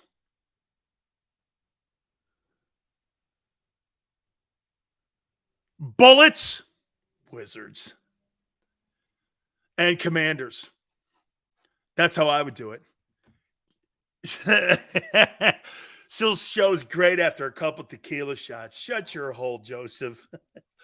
Okay, here's story time, Gigi. Can't do this on the air, on radio. I'm so happy I'm here with you. This happened in Philadelphia. So, hey, Philly, you got him too. Hey. So, as a matter of fact, I've been talking to my friends from home, and I hadn't talked to them. Because, you know, once you turn into a Judas with big sales, he kind of turns his back on you. So I let this one guy in because his name is Jim Colford. He's a friend of mine. And we kind of over stupid shit. More me because I'm a dummy, okay? This guy's my best friend my whole life. He's watching right now. And so I told him his story. I don't believe he was there for this. So check this out. So a couple of my boys from Maryland, it's my birthday, January 3rd. They take me to a Boston Celtics and 76er game. Julius Erving and Larry Bird are playing. This is great, sure. So I drive up. My birthday, man, you know. Hey, meet us at a bar. I walk into the bar. I'm sitting at the bar. Hey, yeah, man, let me have what was I drinking then? My boy will tell you gin and tonics or something stupid. Cranberry vodka, something like that, right? I'm sitting here. We're getting all hammered. I have no idea where this is. Sue, wait to hear this. So I'm here drinking. My boys are over here. I think Pete Koch and a couple other guys. Dude, Boomer Esiason may have been there. This is for my birthday. I was at Maryland at the time. Dude walks up to me and goes, excuse me, hey, you want to dance? Yeah, sure. Okay. Pick my drink up. I go, where are the chicks? He goes, what? I go, what? Yeah, where are the girls? He goes, no, with me.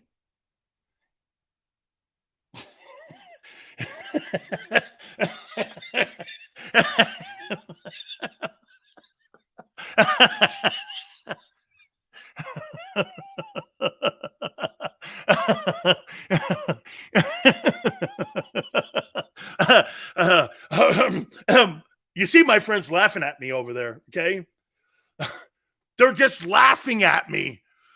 I'm going like this. Where do you do? Where are the girls? No, with me.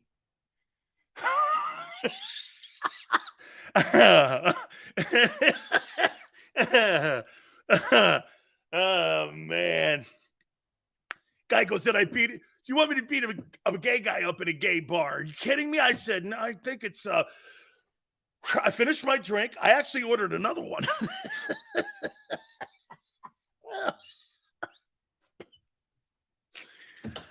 Oh, man.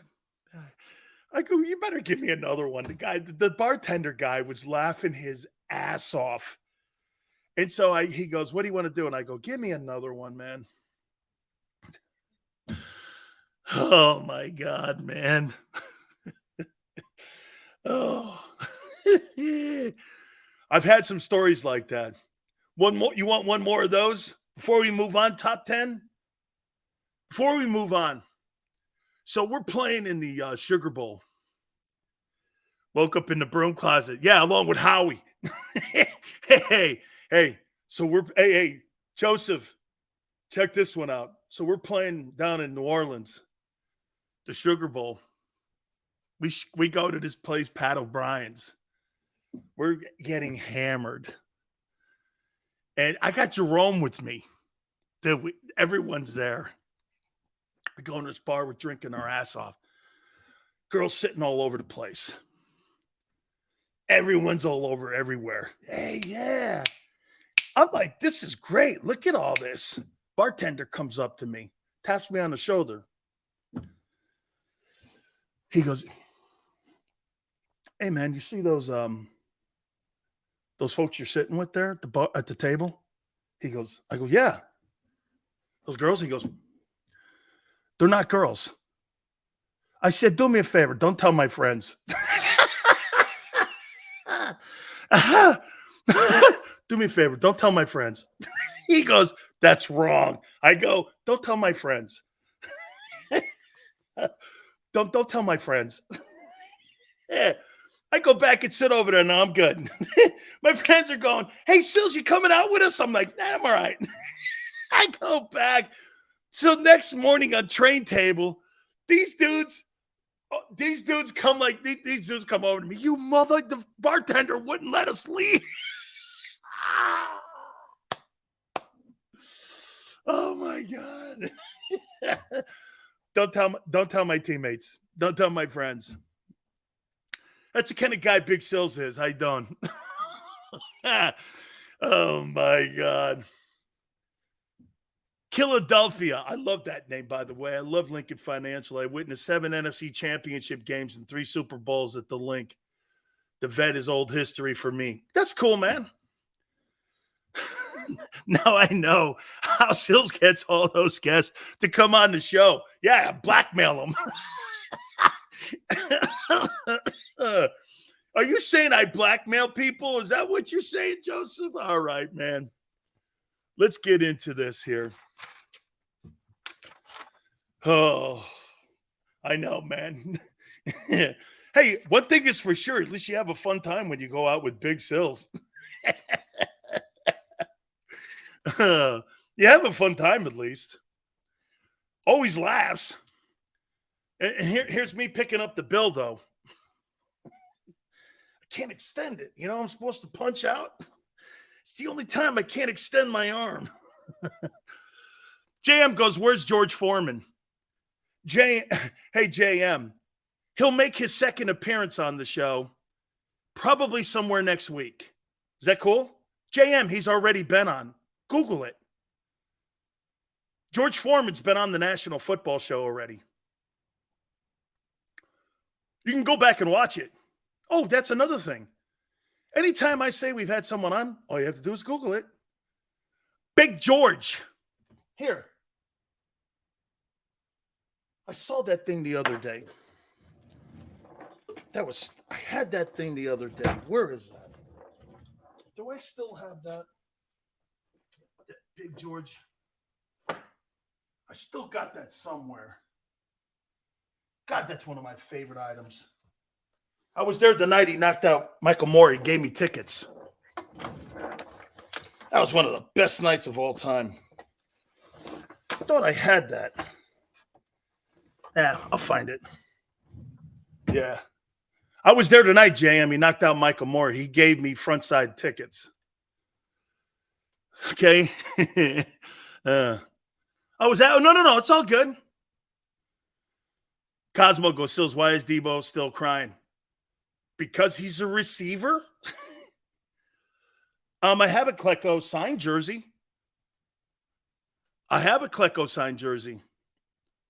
Sills knows everyone. Hold on for a minute.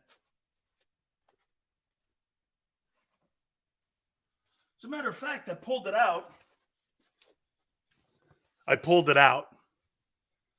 So the Sack Exchange guys gave me this. Joe Klecko, Abdul Salam, Marty Lyons, and Mark Gastineau.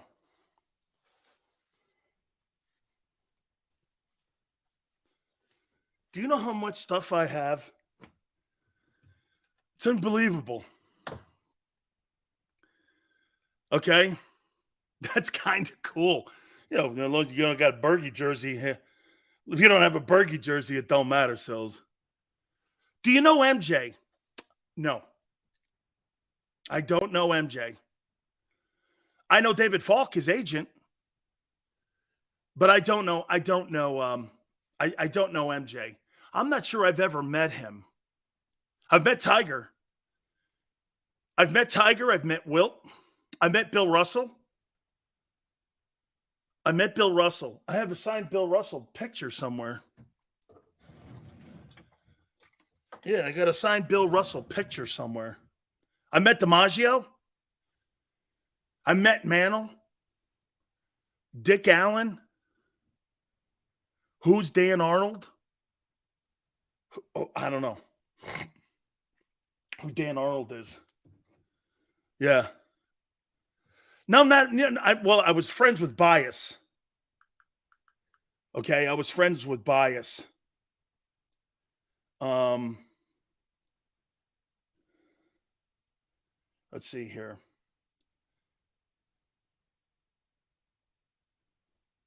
Ray Donaldson. Hey, so Ray Donaldson just goes like this to me. He goes like this to me. You guys know who Ray Donaldson is? You guys know who Ray Donaldson is? He's an all-pro center. He goes like this. Hey, man, because I said about his head fake.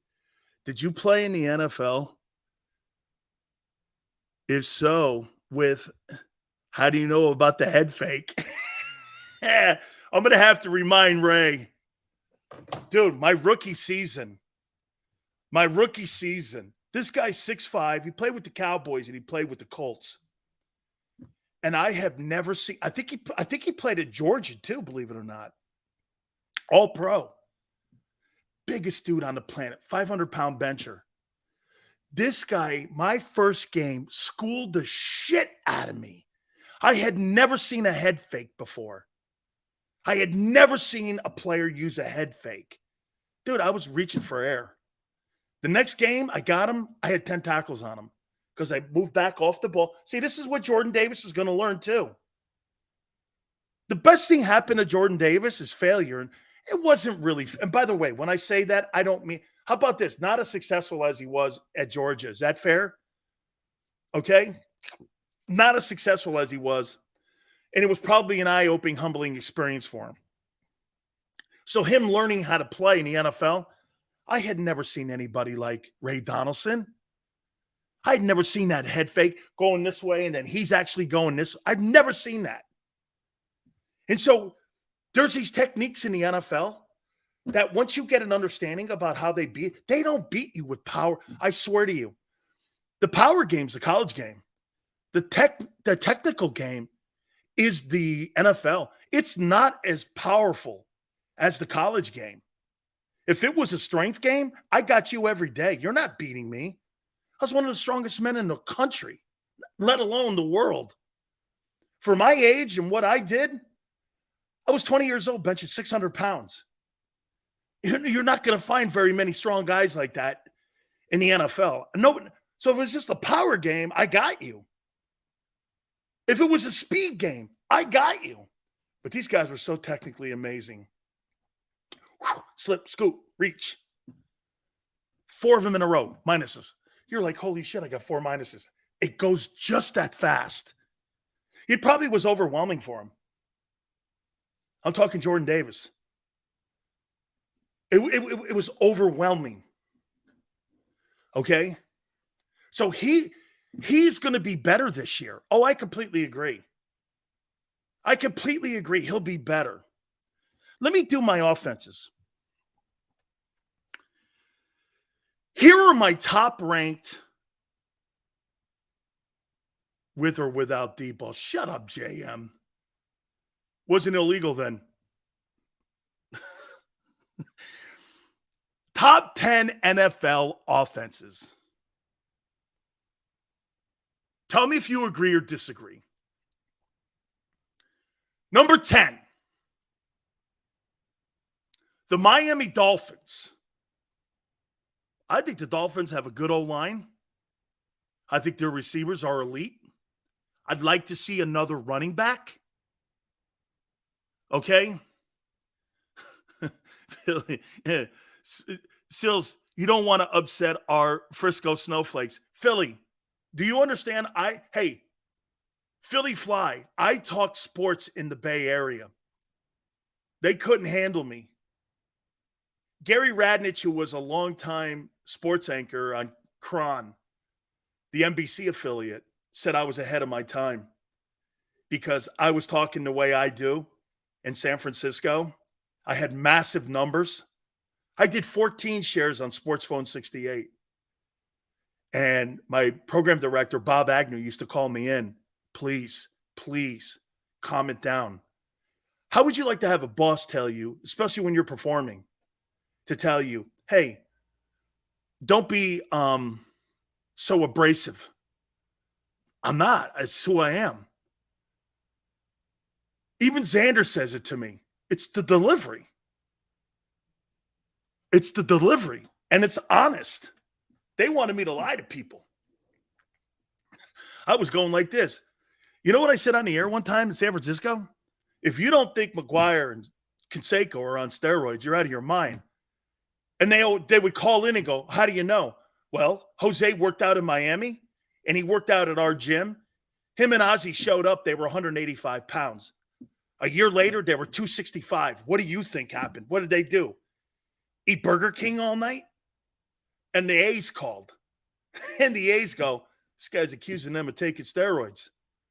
And little did they know, this guy, Bruce Jacobs, who got fired as the strength and conditioning coach at the University of Miami, was giving it to him. I knew he was. I saw them taking it.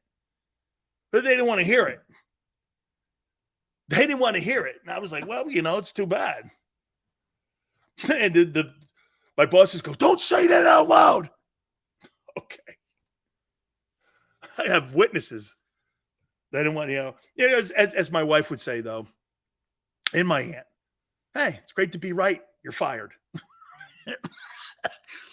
So now, because there's so many people out there now that, call your bosses or your advertisers now, or they do all that other shit because they can't take the truth when you start talking it, that they want you off the air. They'd rather have somebody be a cheerleader. That's why sports radio blows today. Just listen to it. Number 9. I got the Jags at 9. Quarterback is, Cosmo, I think one thing he showed, I think one thing Tua showed, Tua can play. Okay? Tua can play. He just can't play consecutively. Okay? Okay? Miami quarterback is one hit away from produce stand. Man, I sure hope not. Because I think one thing, Weapon goes, I never met a quiet Italian. My best friend is Italian. Weapon, you know who the quietest Italian is that I've ever met?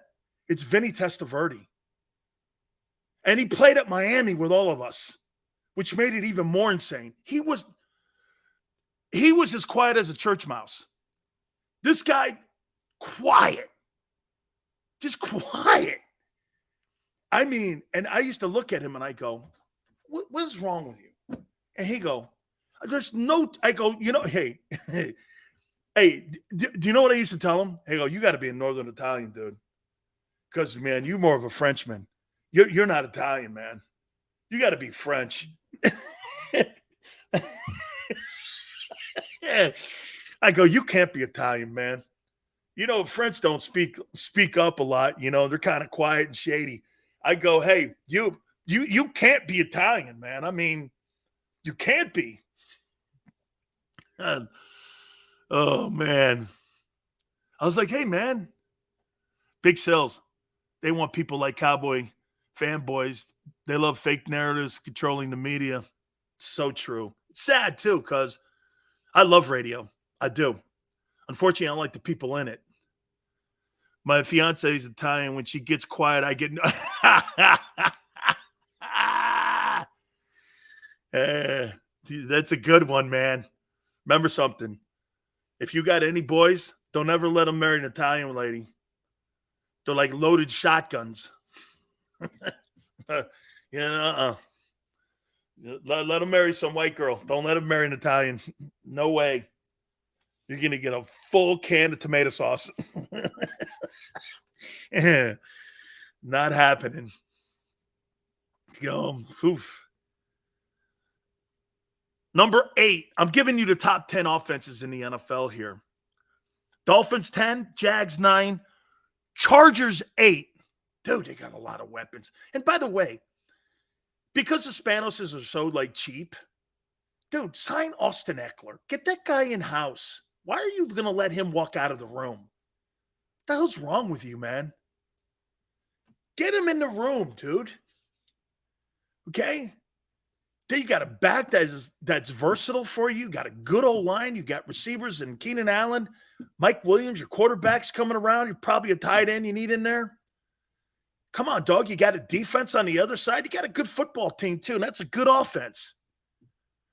But I'm with you, man. The head coach, Brandon Staley, give me a break, dude. If I was Sean Payton, I may have wanted that job.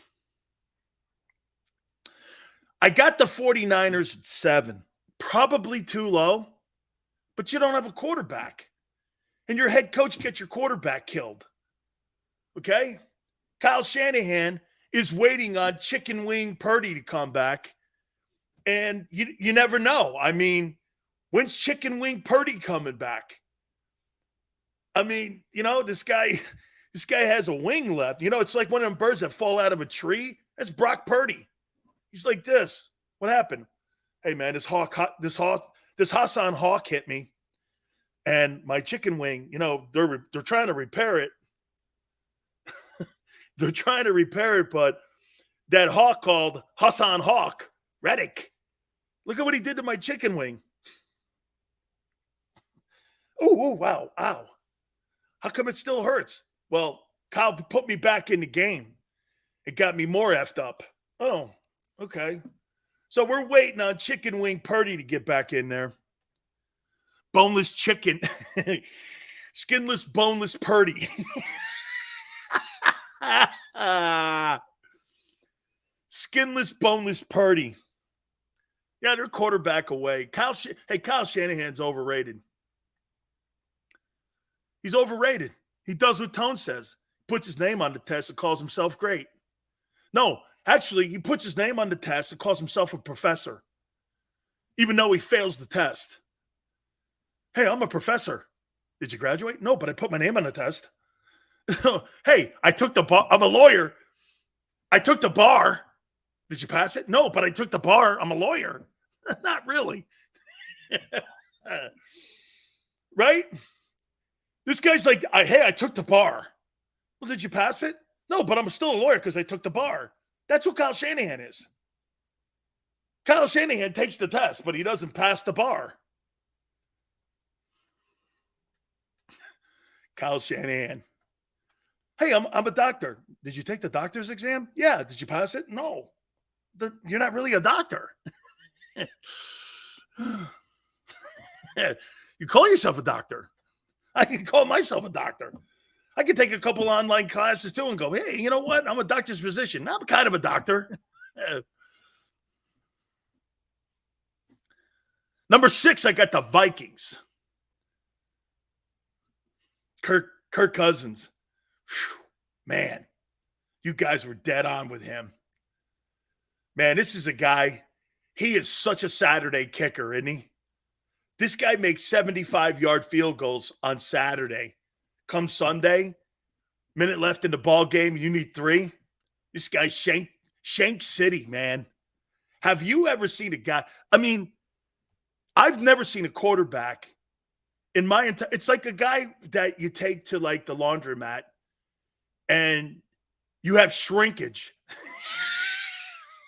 Hey, I don't know. Why do I think of shrinkage when I think of Kirk Cousins? I think of shrinkage. I don't know why. There's just something about the word shrinkage and Kirk Cousins that comes to mind. I don't know why. It's just shrinkage. Sills, what's the word that defines Kirk Cousins? Shrinkage. I don't know.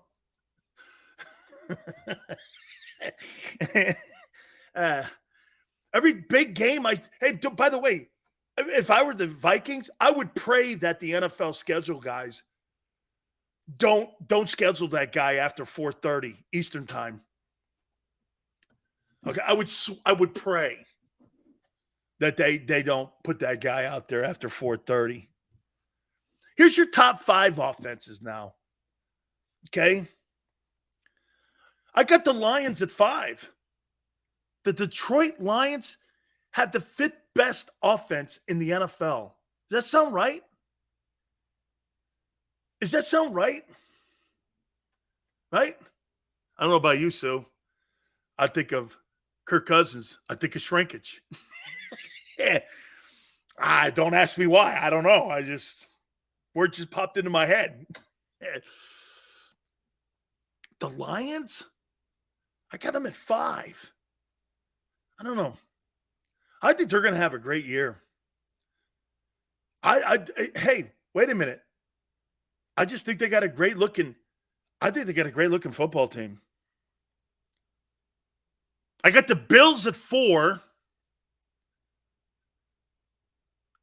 Here we go. Top 3 offenses in the NFL. Are you ready? Now, let me give you a recap. Dolphins at 10. Jags at 9. Chargers at 8. 49ers at 7. Vikings at 6. Lions at 5. Bills at 4. Let me see your top 3. Give me your top 3 offenses.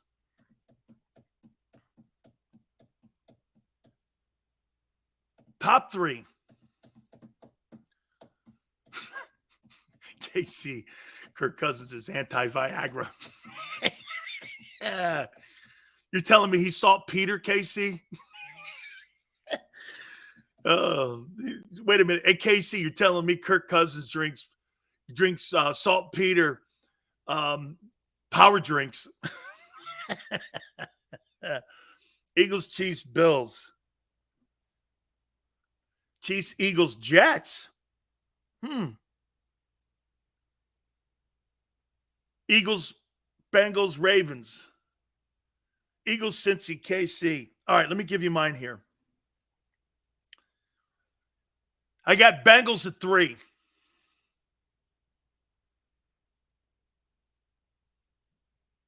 I got Eagles at 2. And I got the Chiefs at 1. Can I tell you why? Here's the difference. One, they've beat you 2 times in a row. Secondly, you have the better personnel. You have the better personnel. Okay? You do. You have the better personnel on offense. But Andy Reid and Patrick Mahomes, they're the difference in this thing. That's right. That's right, Sharon. It's the quarterback and the play caller. That's it. They have far lesser talent than you, actually. But it's the play caller and the QB. The play caller and the QB won the Super Bowl. What do you think, Juju Smith-Schuster? Well, no. Here are the things that won the Super Bowl for the Chiefs. Mahomes, Reed, and Gannon. Those were the 3 things that won the Super Bowl for Kansas City. Quarterback, the head coach, and Jonathan Gannon. Those were the 3 things that won for them. Okay? That's how they won that. Jonathan Gannon had DBs running into one another in the second half, especially in the fourth quarter of the Super Bowl. Can you get any dumber? I mean, he's playing press coverage and he hadn't all year, and you're doing that against Andy Reid. Dude, get this. How in the world, tell me this, if Jonathan Gannon is such, according to some guys, a great defensive coordinator, how does Juju Smith-Schuster beat you? It's one thing that Patrick Mahomes, but how does Juju Smith-Schuster? Who was the second receiver on that team in that game? Besides Travis Kelce, who was the second wideout? I don't even know. I don't remember his name. Who was the second wideout? Punt return? Yeah, special teams finally came up and bit you in a game that mattered. Okay? They talk like Jonathan Gannon's a genius. We'll find out real quick. My opinion, Jonathan Gannon has disaster written all over his ass. And I can't wait to see this unbelievable play caller that people say he's like one of the best play callers in the NFL. Really? You think that guy's a great play caller? Some folks think that Shane Steichen's a great play caller. Boy, so you think Shane Steichen's a better play caller than Doug Peterson? Supposedly Kyle Shanahan? Really?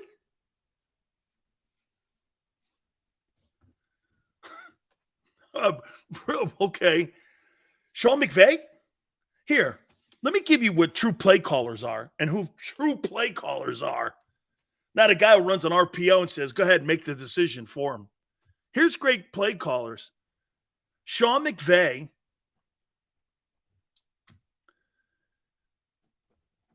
Hey, Kyle can't protect his quarterbacks, but he's a good play caller. Kyle Shanahan.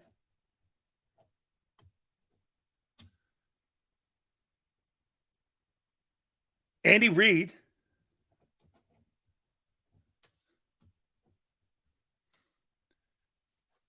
Sean McVay. Bruce Arians. Bruce Arians got 4 Super Bowls. 2 as a coordinator. 3 as a coordinator, in Pittsburgh, and 1 with the Bucs. Shit, so there's Sean McVay, Kyle Shanahan, Andy Reid, Bruce Arians. You think Shane Steichen is in that guy? You think he's in that room with those guys? Okay. Yeah. Okay. Chris goes, Hurts outplayed Mahomes, and yet Mahomes is 2-0 versus him. And Chris, Hurts Hurts has had more passing yards in the 2 games, and he's 2-0.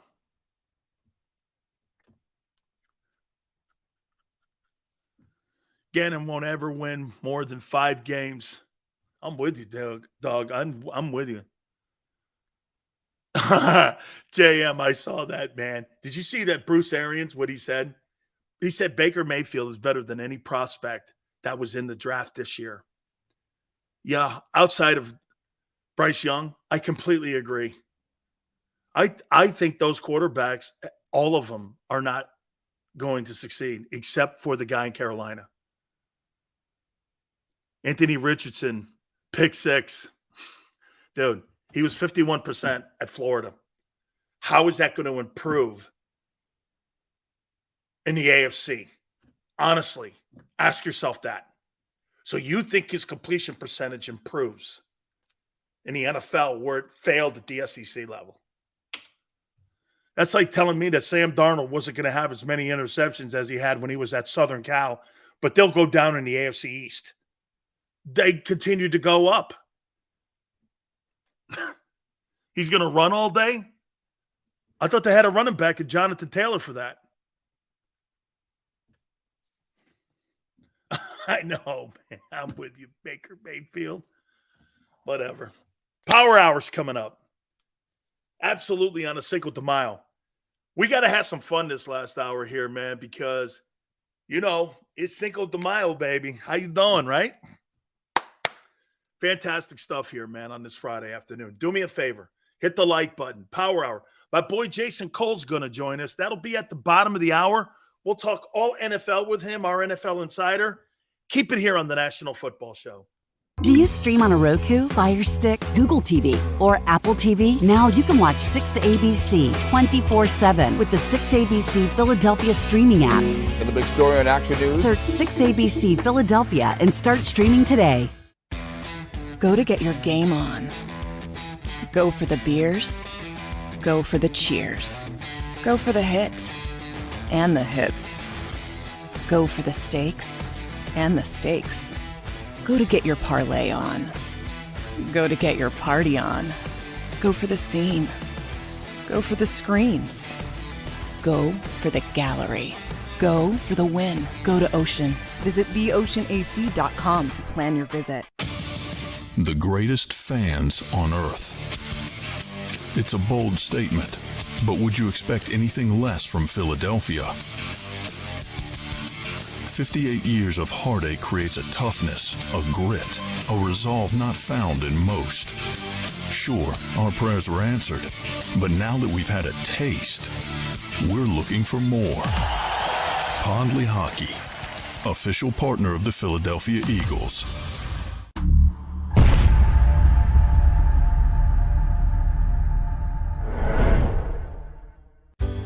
Go passionately. Go fearlessly. Go confidently. Go Birds! Go confidently towards your goals with First Trust, Philly's hometown bank for nearly 90 years, and the official bank of the Philadelphia Eagles. We're focused on getting you over the goal line. So go with conviction. Go with trust. Go Birds! And go forward with us by your side. First Trust Bank, the official bank of Philadelphia Dreams. Oh, and go Birds. All right, did you know I was the mommy slam dunk champion?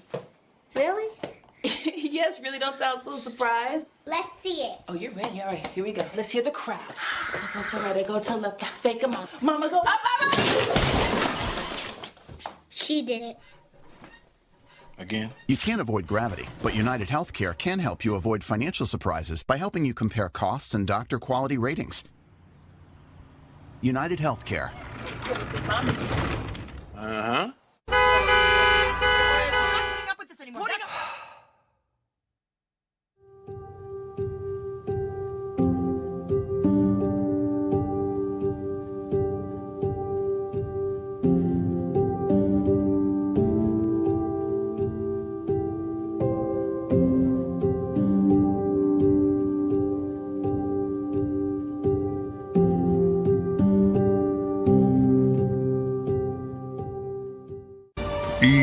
EAGLES, Eagles.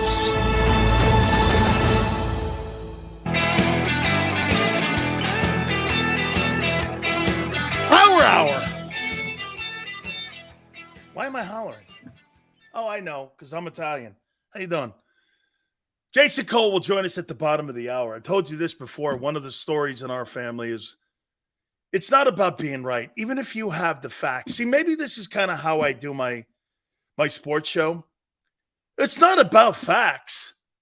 Do you know how many times Big Joe and Xander go, Sills, got to have some facts to it? I'm like, no. It's who hollers the loudest. Okay? Who hollers the loudest? That's why you get a lot of bookworm people who are like columnists and op-ed guys. You know what they'll do? That's not exactly what we're doing here. Really? Do I look like a guy who knows exactly what he's doing? Like, do you guys remember the Batman movie?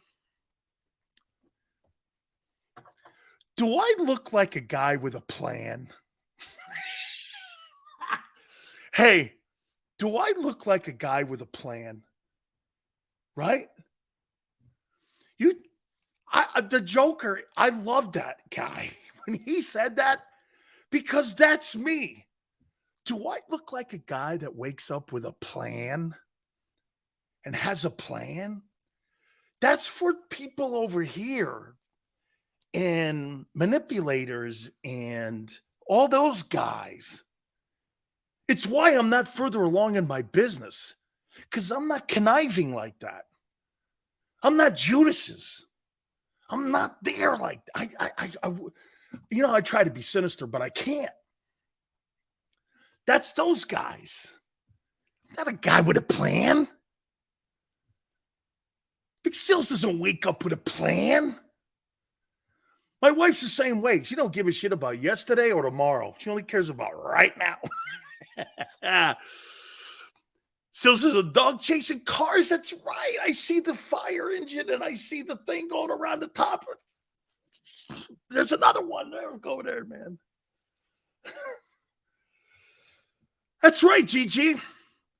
Gigi, I'm probably like you. I wing life. Okay? But remember something about the way I live.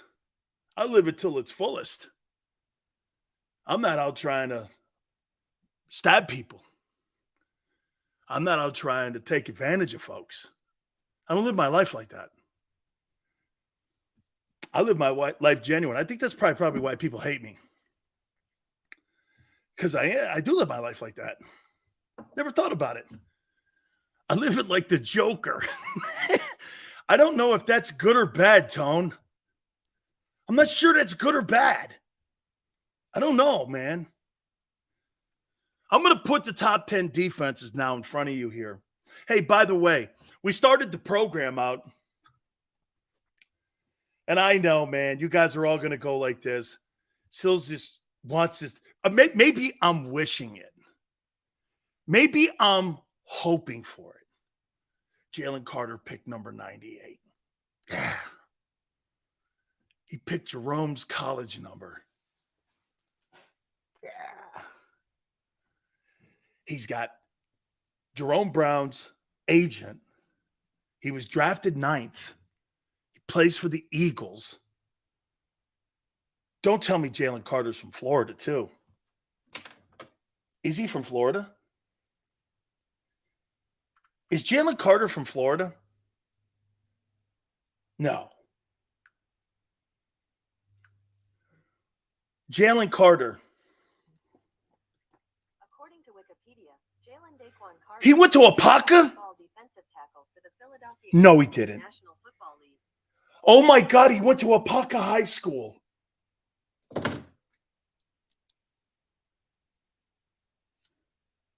Get the fuck. Oh my God. I'm going to get the high school coach on. I'm going to get the high school coach on. He went to Apaka?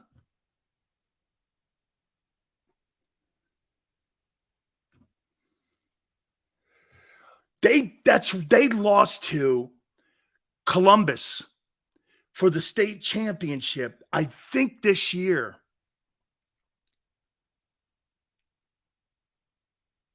Apaka High School. Holy cow. Notable alums. Jalen Carter. Zach Greinke. Trey Hendrickson of the Bengals. Aaron Jones. James McKnight, the guy who went to Southern Cal. Holy shit, Fireball Roberts, the NASCAR guy. Sammy Smith.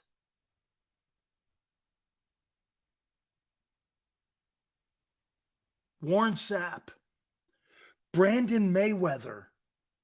Another Hurricane.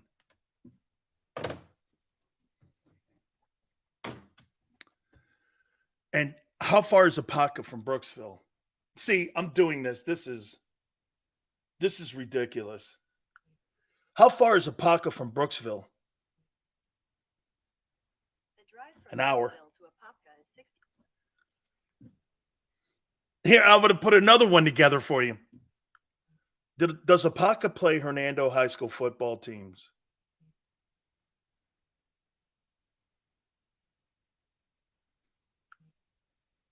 Does Hernando High Leopards play Apaka football? They do. Okay. I'm sorry. Oh my God, this is fantastic. I'm dude. And he's got the same agent.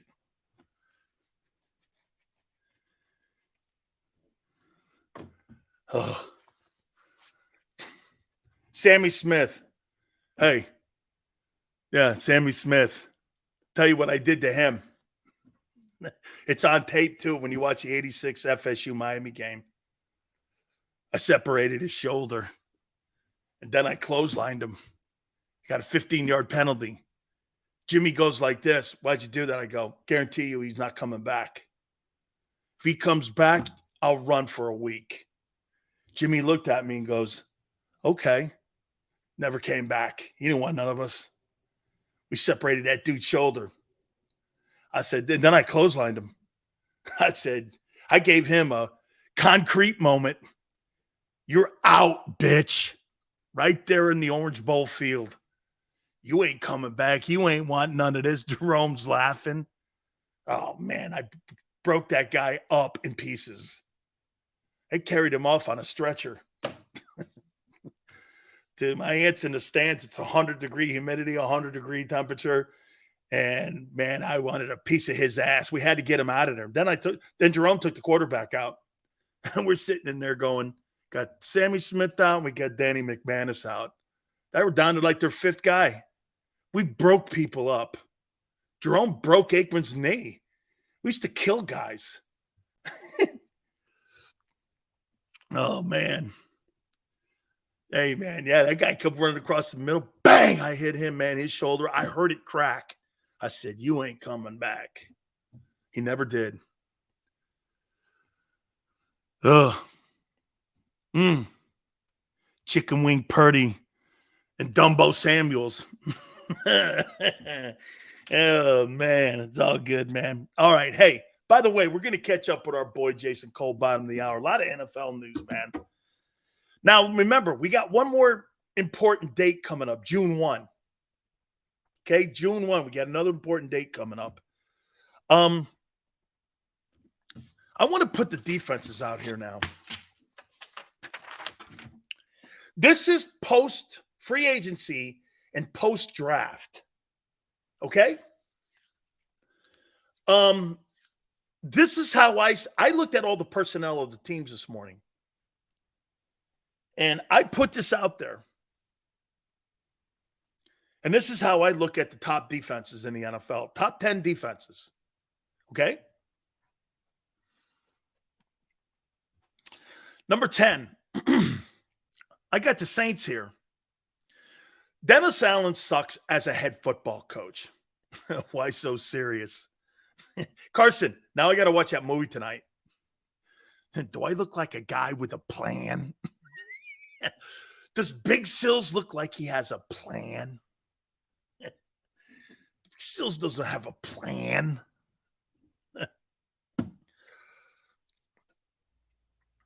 Number 9, I like the head coach, and I like the fact that he's a defensive-minded guy, and I think they got some personnel. Personally, I think they need to get more turnovers. If they're going to help their offense out, they have to have more turnovers on their defensive side of the football. And for me, that's the Buffalo Bills at 9. Number 8, I got the Broncos. Look, in spite of all the BS that they had to deal with last year, I thought they played pretty good. So JM thinks Denver's probably too low then. JM, I thought Denver played well last year. Okay, I did. I thought they were a good unit, man. They just had a lot of BS around them. Okay? KC goes, what was that game again, Big Sills? FSU Miami. 86. Take a look at the end of the game, too, when Big Sills sacks the quarterback. Do you like that one, too?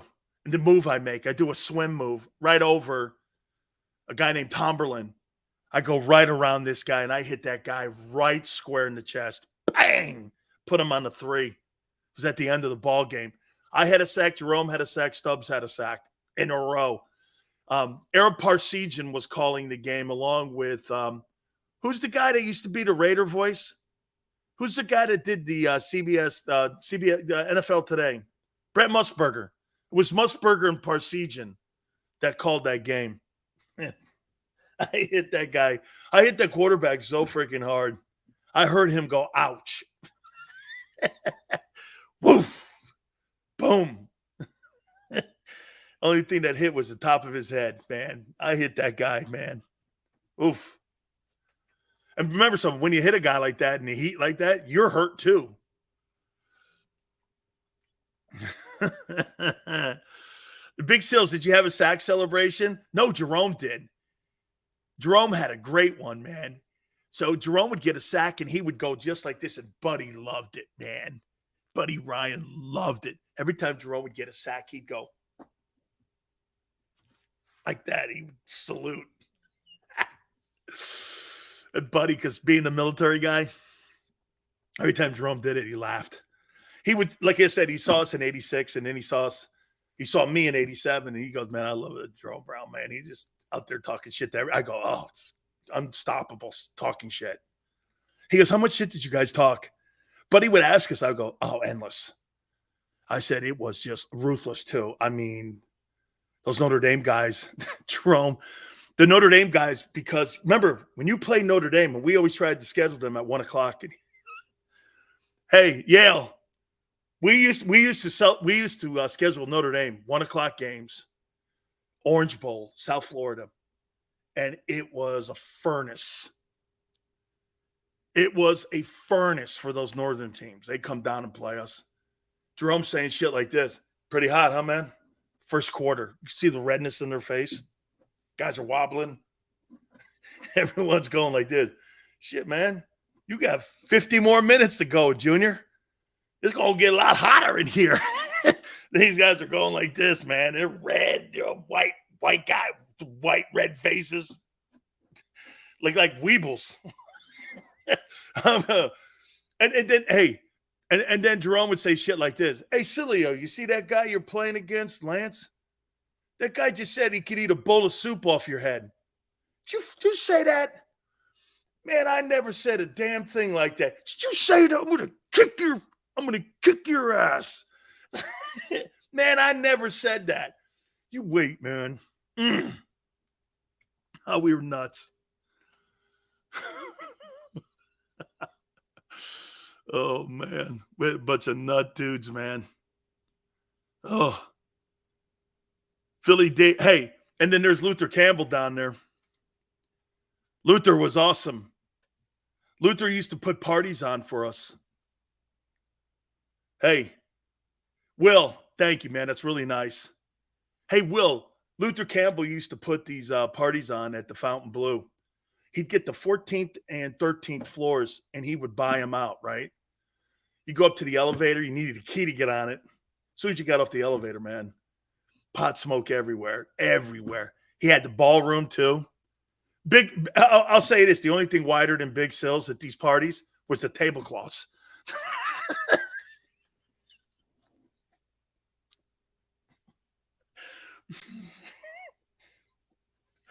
I come walking in. Hey, I come walking in, and I'm in there. I come in with Urban and them guys. Man, there's food everywhere. There's girls everywhere. All the girls that were in the 2 Live Crew videos. And, man, there'd be rappers everywhere. Ice Cube's in there. Tupac Shakur's in there. He would bring all these rappers from all over the country, too. And nobody knew anything about these guys. I don't believe Dre ever showed up. Someone asked me, did you ever meet Dre? And I go, I don't believe so. But I know I met Tupac. Because he's been on 4 or 5 times, Ice Cube. I met Tupac. I know Cube. I met, let's see. I met Skilo. Who's the guy in Oakland?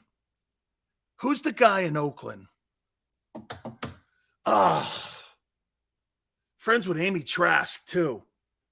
Oh, my God. E40, met him. Absolutely. Oh, dude, we knew all the NWA guys. Except for Dre. Hey, dude, I was best friends. Not best friends. I won't say that because that's blowing the story up.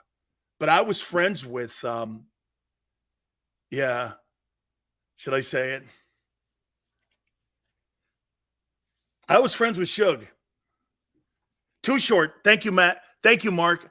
I met Too Short when I was calling Raider games. I was on the broadcast team for the Raiders in 93. I was on the broadcast team. I should post that again. When the Raiders moved back to Oakland, I was on the broadcast team, and Too Short would show up to games.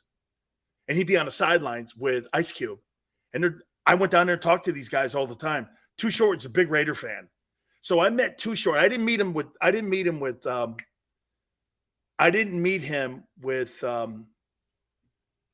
Uncle Luke, but I met him through the Raiders. You know, Eazy-E, I don't remember meeting him, but I know the NWA guys all showed up. I don't know if I ever introduced myself to him, so I can't. But I knew E40. I knew the guys from West Side Connection. Mac 10. I knew them dudes. That's one of my favorite albums is West Side Connection. The Gangster, the Killer, and the Dope Deal. That was one of my favorite albums. I tell Ice Cube that all the time. I like his work, but I really like West Side Connection. West Side, no. Callie Green, do I look like I know Vanilla Ice? I know he lives down in Miami, but do I look like a Vanilla Ice? I like Vanilla Ice Cream, but I don't know if I'm hanging out with Vanilla Ice, dog. Suge was, hey, man, I played football against Suge when he was with the Raiders. Raiders or Rams. He was a good football player. Do you know how he got his name? His original nickname is Sugar Bear. Okay? Oh, man. Tone, do me a favor. Look up the list of head coaches for the UNLV Running Rebels during Randall's time. I did radio shows with him in Vegas. God, CTE's kicking high. And he introduced me to Suge, too. And I had played ball against Suge. I actually played ball against Big Van Vader when Leon was with the Rams. What the hell was that guy's name? That was the head coach of UNLV, man. Now Tark is basketball. I knew.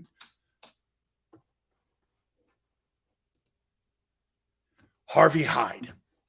Harvey Hyde's the guy Harvey Hyde is the guy that gave Suge Knight his nickname. And Randall played for Harvey. No, hey, it was Harvey Hyde. So Harvey called him Sugar Bear. He was an all Mountain West defensive tackle. Suge Knight was a good ball player. And the Rams actually had him on the 87 team. Then he got arrested. And then the Raiders signed him, and I scrimmaged against him. Well, after that, then he became, I think, a bodyguard. And Harvey Hyde was doing radio shows when I first got started. And Harvey would have Suge come into town, and Suge would come see him, and he'd give him jobs. Remember something. That's why he was a bodyguard. Why do you think Suge Knight was a bodyguard? Suge was a bodyguard because he lived in Vegas. And he went to school at UNLV. That's what he was going to do, was like be bodyguards at the casinos. And Harvey set him up with that. But his original nickname was Sugar Bear. So it just went down to Suge. And so I became friends with him through Harvey Hyde. Every time he come into Vegas, we go to clubs and such. Yeah, man. And then all of a sudden he's with Death Row Records, and you're like, what the hell, my God? Absolutely. Oh, man, I hung out with that guy. That guy's a huge dude, too. Really good ball player. He was a good football player, but he was a defensive tackle. Then they moved him to tackle, offensive tackle. Yeah. That's still story with Suge Knight. Though, yeah, I mean, because of Luther Campbell, I became friends with a lot of rappers. But nobody knew who they were then. Who was somebody else that used to show up all the time?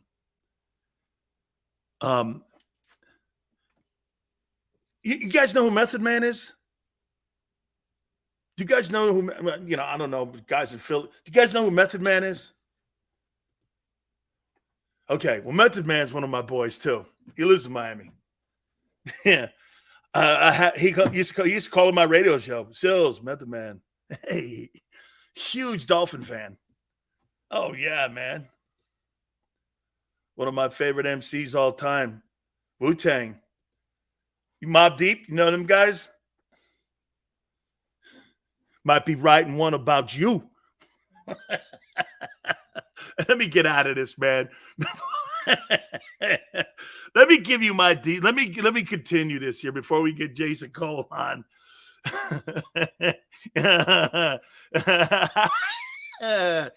Come on, Sills, The Quiet Storm. How you doing, man? That's good. I love that. That's a great beat.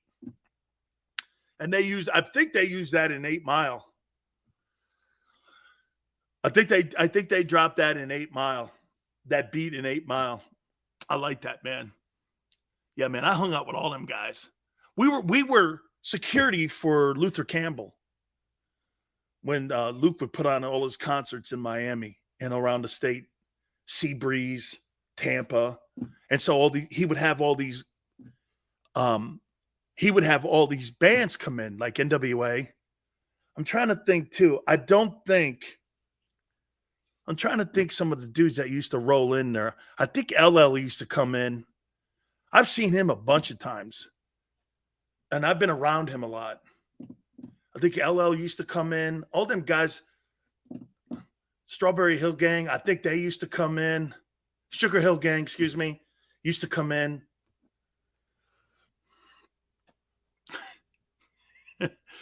Rip Prodigy. Didn't he drown? Damn.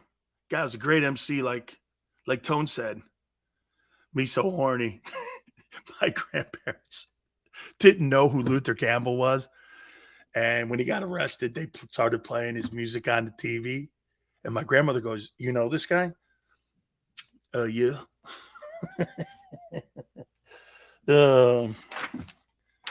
Crazy times, my friend.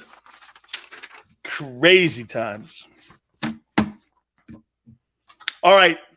Let's do this now here with our friend Jason Cole. And we'll get my friend's thoughts in here. Jace, I want to start. By the way, folks, please. You see, Jason Cole has decided not just to use his Stanford education to be a sports reporter, but he's actually an author. See, I mean, there's in here. And what I like about this book here See, it's easy reading. There's no pictures though, which is really not cool. This is not good for Sileo. No, this is not. No. I mean, and they got it. The words have to be a little bigger. However, I like how simple it is for me. Yeah. And by the way, too, it's really a great read too. It's how, again, it's not a blueprint how to raise your kids in sports, but what it is it's a pretty good guideline on how many times I've caught myself screaming at a referee and having people come over to me and go, "Can you please pipe it down? We're going to have to ask you to leave." This can help here. And again, can I got a great story about being screamed at by a ref.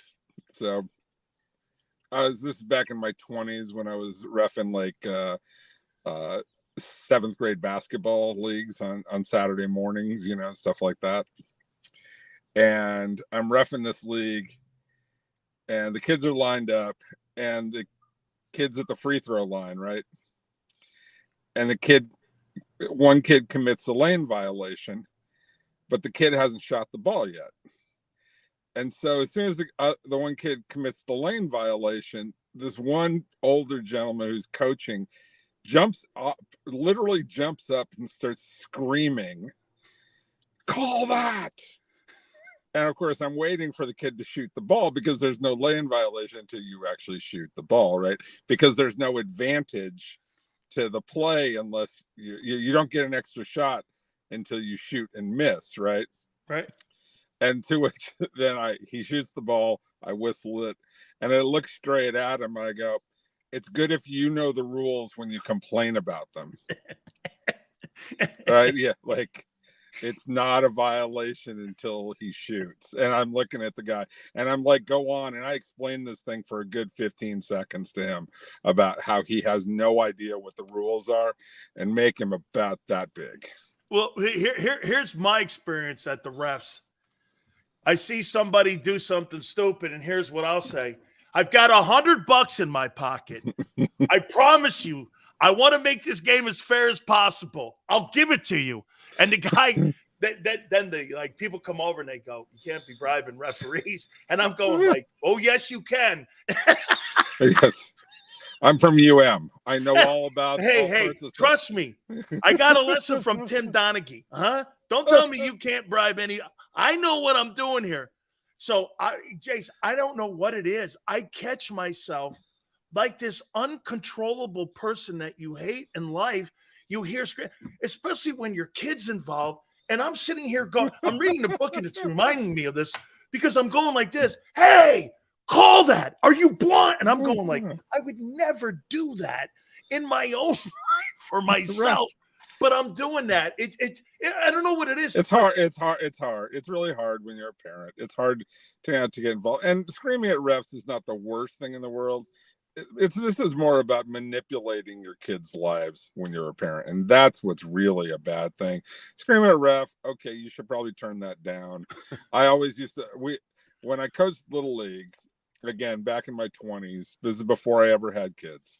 I was coaching Little League, and we used to have a parent meeting at the beginning of every year. It was a do's and don'ts. And the one thing I always said is, you can cheer as loud as you want for your kids. I talk to the refs. I talk to the umpire. I talk, like they had like the guy in blue is off limits for you. But then I did have this great one where a guy blew a call at the plate, right? And I knew he'd blown a call, and I went up, and my catcher was just, my catcher was just beside himself. He's a 12-year-old kid. And he's like, "I made the tag. I did everything right. I did this." And he's like, and I'm trying to calm the kid down, right? Because I got to keep his head in the game a little bit. And I come up and I look at my kid, and the umpire's right behind him, like directly behind him. And I'm like, I go, "Ben, I know it's a terrible call. It's one of the worst calls I've ever seen, Ben. Trust me, Ben. It's a horrendous call," right? And because I'm talking to my kid, but I'm talking right at the umpire. This guy's giving him a Pete Rose. I'm not looking at the ref, but I'm talking to you here. Jace, let me get into some ball here. Sure. These contracts now, Lamar Jackson gets his contract. Sure. Jalen Hurts has his contract, pretty much the same kind of deal. If you were a betting man, not exactly. If you really understand the flow of contracts, Lamar's is a better contract, but he had to wait to get it. Why is it better, Jace? Why is Lamar's better than Jalen's? Because it doesn't include. It's not extended over the last 2 years of the current deal. Look, this is agent kind of stuff. So this is 3 years. It's basically a 3-year deal then. Right. It's basically a 3-year deal. And so they can get out after, basically year 6 of his career for not that much money. And it's okay. But it's still great money. And this is a deal that, for all intents and purposes, Lamar Jackson should have taken after year 3 or year 4. And he waited for this money. And that's, we're just talking about degrees here, where Lamar's deal is a true 5-year deal with $186 million guaranteed, whereas Jalen's is slightly different. That allows them to get out faster because they bought out the last 2 years of his original deal. That's all. Did Lamar's gamble pay off? See if we can bring him back here in a second here. Okay, here we go. Hey, Jace, did Lamar's gamble pay off? No, not appreciably. He got the same deal he was going to get no matter what. So he still got, it's still a great deal, and still, he did well. He took a stand over nothing. And this is what happens when people don't understand the dynamics of how contract negotiations work. If he had an agent explain to him, look, this is about the best you're going to do. This is what the deal is. And you're not going to get the Deshaun Watson deal, pretty much no matter what, because I've done the research and I've talked to the teams and they're not going to pay this kind of money. Now, he would have had to trust the agent, that the agent knew what he was talking about, and he would have had to have a good, sophisticated agent to do that, which Lamar's never done. He's never trusted that person. So he had to go through the process of finding this out on his own. But he found out eventually what he was going to be told by an agent in the short run. Is Howie Roseman the best general manager in the NFL? He's really good. Best? I mean, Jason, let me throw these little. That Veach guy who found Mahomes pretty good. He started in Philly. Yeah, he started in Philly. I don't know how you judge this. John Lynch does a really good job of working with Kyle Shanahan, right? Now, Shanahan drives the train on that one more. I think Howie drives the train a little bit more in Philly. So, yeah, I mean, look, they've done a heck of a job with, 2 Super Bowl appearances, since Howie took over. But they've kept the momentum going where a lot of teams fall off after a Super Bowl. I mean, their draft. Hey, I'm with everyone. I'm not one of these guys who go on TV and say all that shit about this or that. I mean, to me, it's about addressing needs and then lining that up with talent. To me, what I saw they did, they needed interior help. They got younger. They got cheaper, more inexperienced, but they got more athletic as well. They limited the damage. They got the 2 corners back. I mean, he pretty much retooled the football team, in my opinion. But he's kept them at the lead of the NFC right now, without question. And they were there. He's done it. Everything looks good on paper. But you know how this league is. It could all fall apart in a week. 2 injuries, it's over. That kind of stuff where Jalen Carter is he's as big a jerk bag as a lot of people think he is, right? The people in Georgia who were telling the NFL scouts, hey, look, he's a turd. He can play, but he's a turd. I mean, he's got a lot of Warren Sapp to him in a lot of ways. Let me throw this at you here. A couple of questions here. Ken, you think Hurts elevates his game more? Is that going to be a question that you're looking at here? I mean, he really – the year 1 jump to 2, Jason, has been incredible.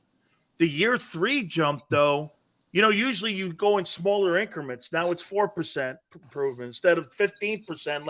Like if Mahomes improves 3%, Jesus criminy, he's continuing to get better. And you know what I'm saying? When you're at that level over there, any kind of improvement, it just you see it immediately with someone like that.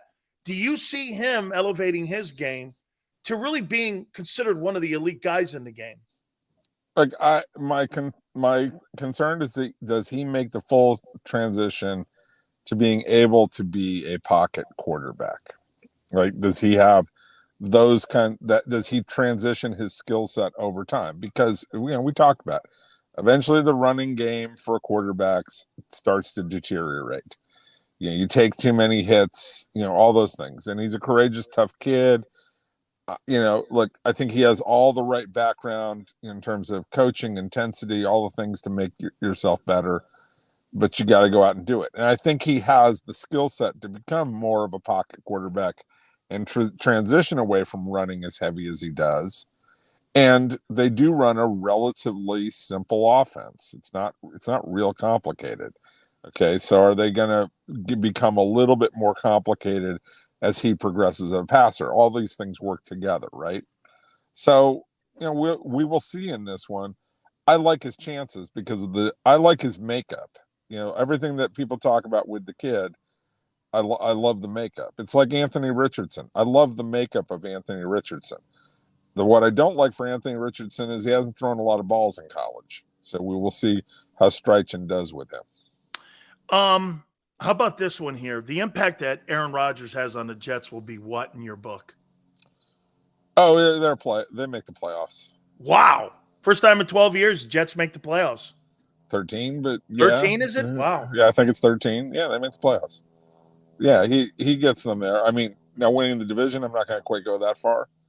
But playoffs, I mean, people just don't understand the little things that he does. My problem is this: I'll show up for at least half of the offseason. Like, come on, Aaron. This is your legacy. You're in a new building. I mean, Jesus criminy, guy. Right. This is not Green Bay, where you've been there for your entire career. This is a new place, man. Like, everybody's taking their cues off. You think that's the thing, Jason, that has stopped him from really having the resume of Montana and Brady is because of this, what we're talking about here? No. I think it's a combination of, I think that Ted Thompson, rest in peace, who was a great personnel man, right? Yes.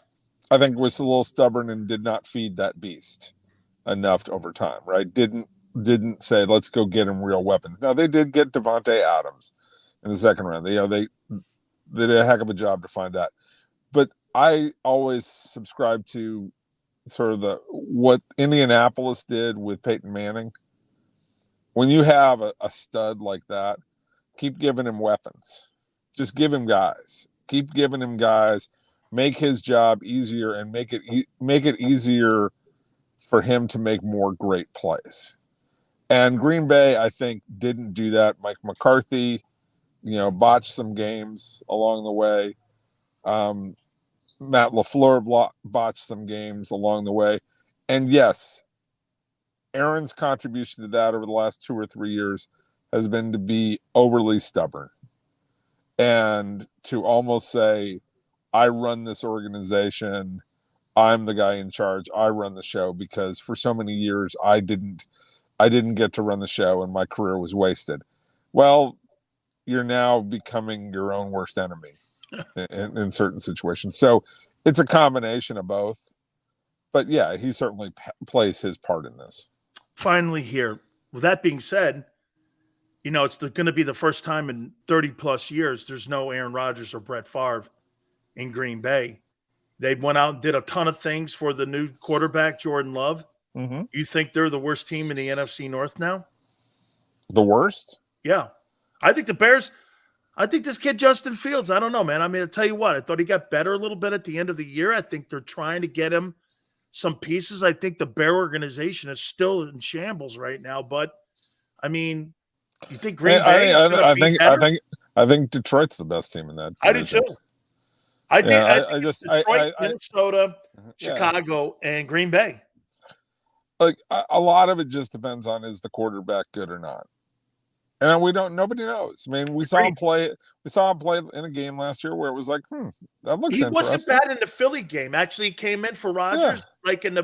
He threw a TD pass, and I was like, hey, that's not bad. I thought he was pretty decent in that game, actually. Right. But, you just don't know. Like, there's going from, hey, that's not so bad, like, that's interesting, to actually making big plays to win big games, we're talking, that's miles of difference, right? So we'll see how the quarterback is. The Bears with Justin Fields, like, there's a lot of work that he's got to do. But, boy, there were some times where him as a runner, like, I think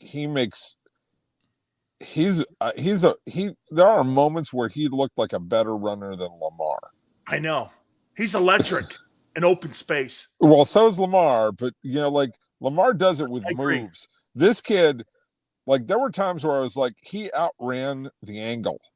And I was like, the last time I saw a guy outrun the angle was Adrian Peterson.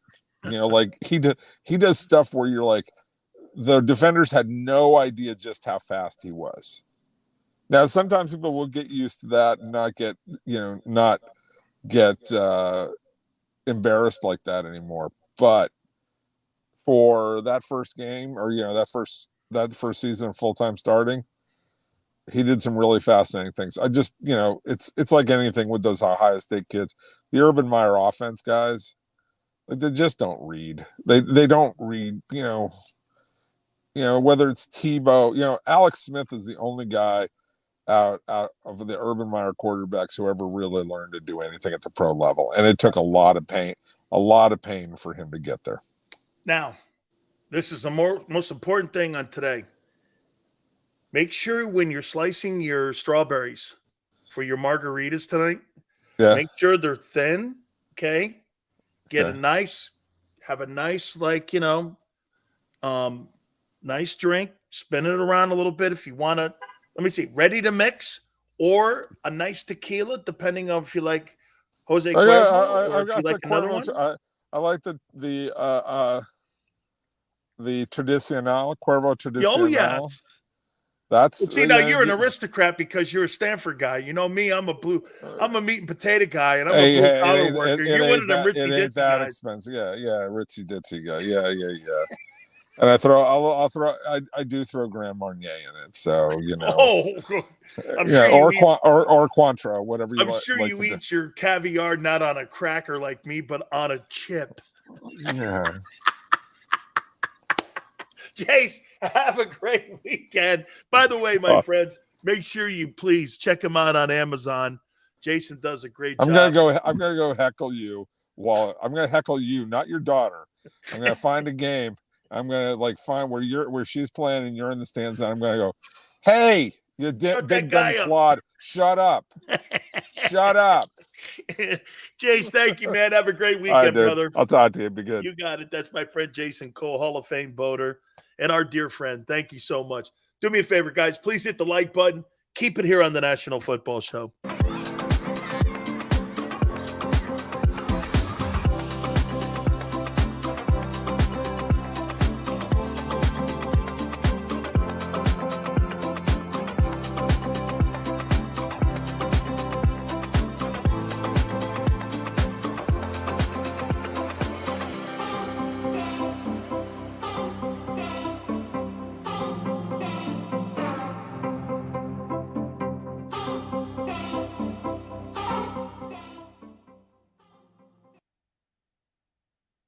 Heading down the shore. Have a ball once more.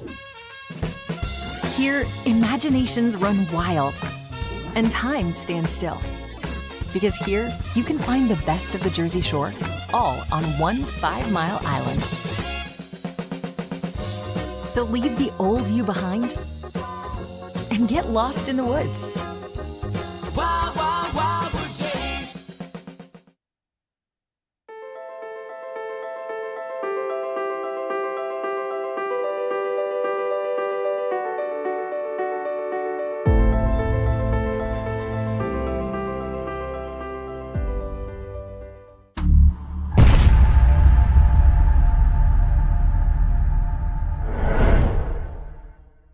Score and save in Southeastern PA and Delaware with Colony Pools this football season, and let the experts close your pool with a custom Merlin safety cover in green for the birds. And if you join our Winter Watch team, we'll give you another 20% off, and Colony Pools will handle it all. Keep your tiles on your pool, not in your pool.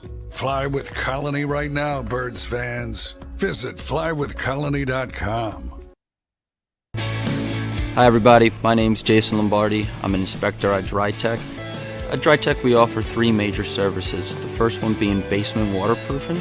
The second service we offer is foundation and structural repairs. And then the third service that we offer is mold remediation. If you feel you are having a waterproofing issue, give DryTech a call or check us out online.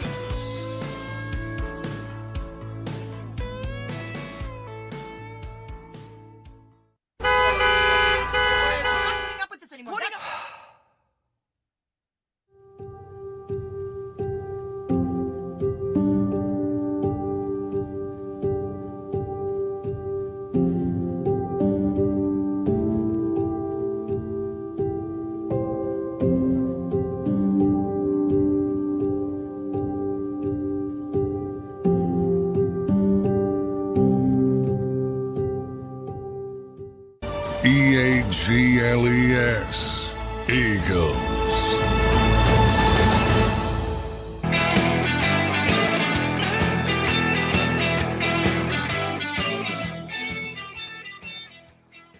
Cinco de Mayo. You know, I've like stopped drinking beer. I got to start drinking more water. I got to start taking care of myself, they say a little more. So I stopped drinking. So I may have a couple margaritas though, because you know, hey, it's an honor. I got to honor the day. I got to honor the day, right? So I mean, right? Got to honor the day.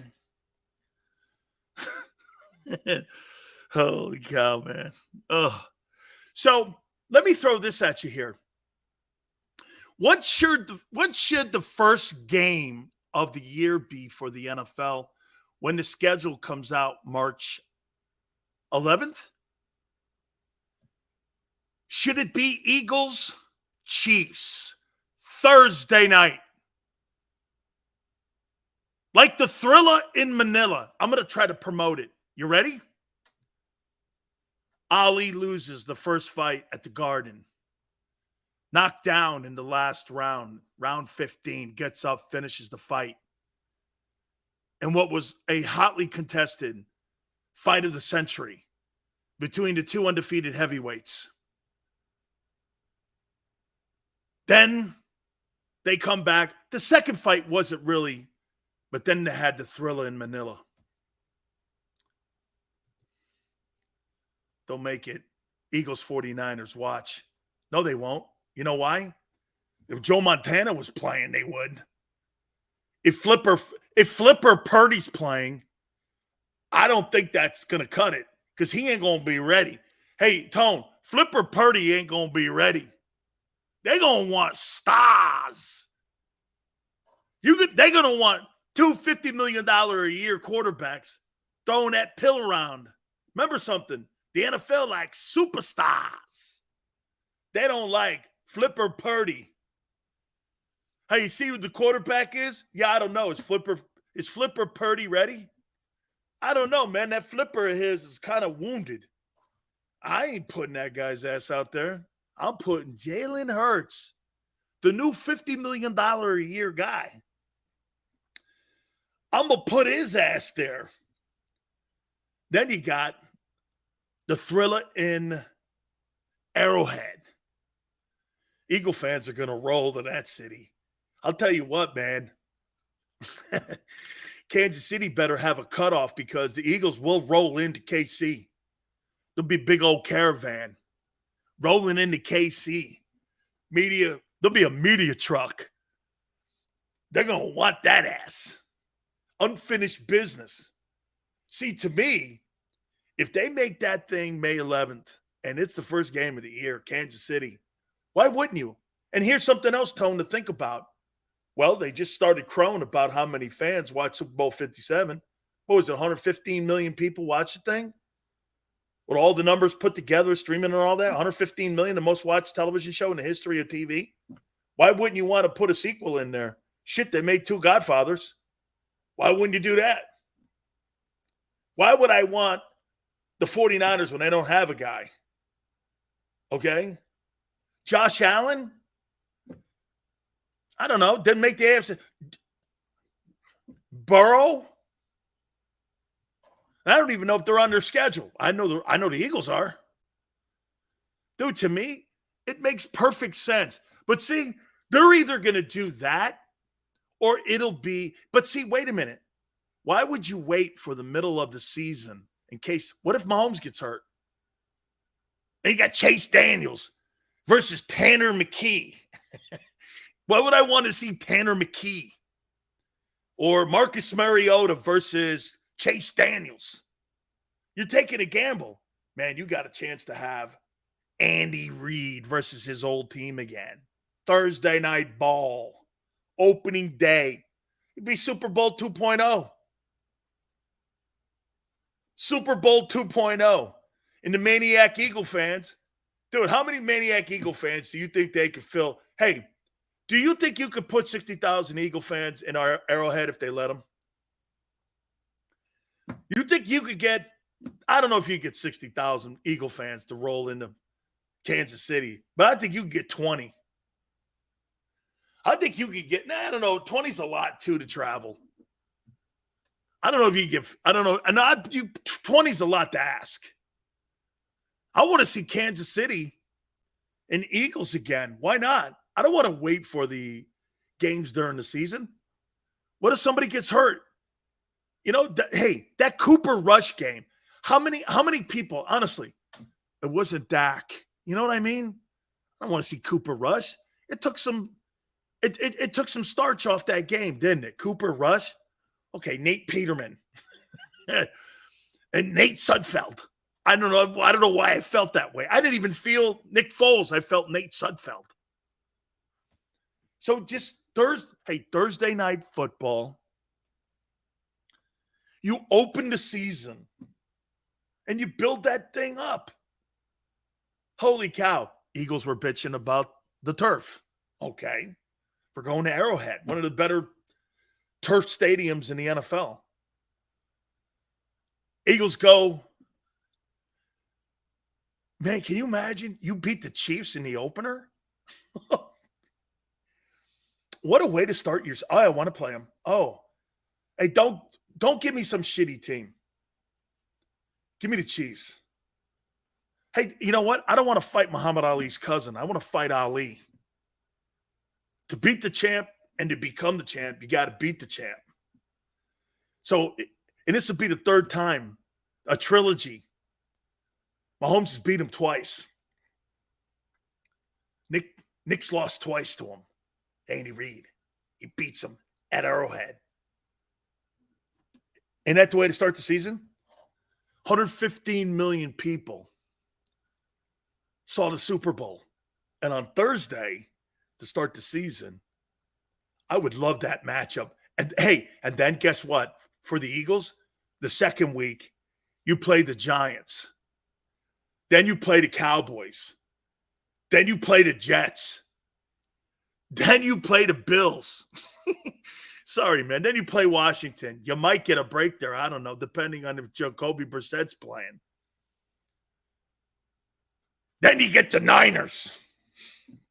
Hey, this is going to be a tough-ass year. Again, like I said, you may not win the same amount of games that you won a year ago. All this is about is getting the bye and getting home field. All right. Time to get your drink on. I hope everyone has a safe Cinco de Mayo.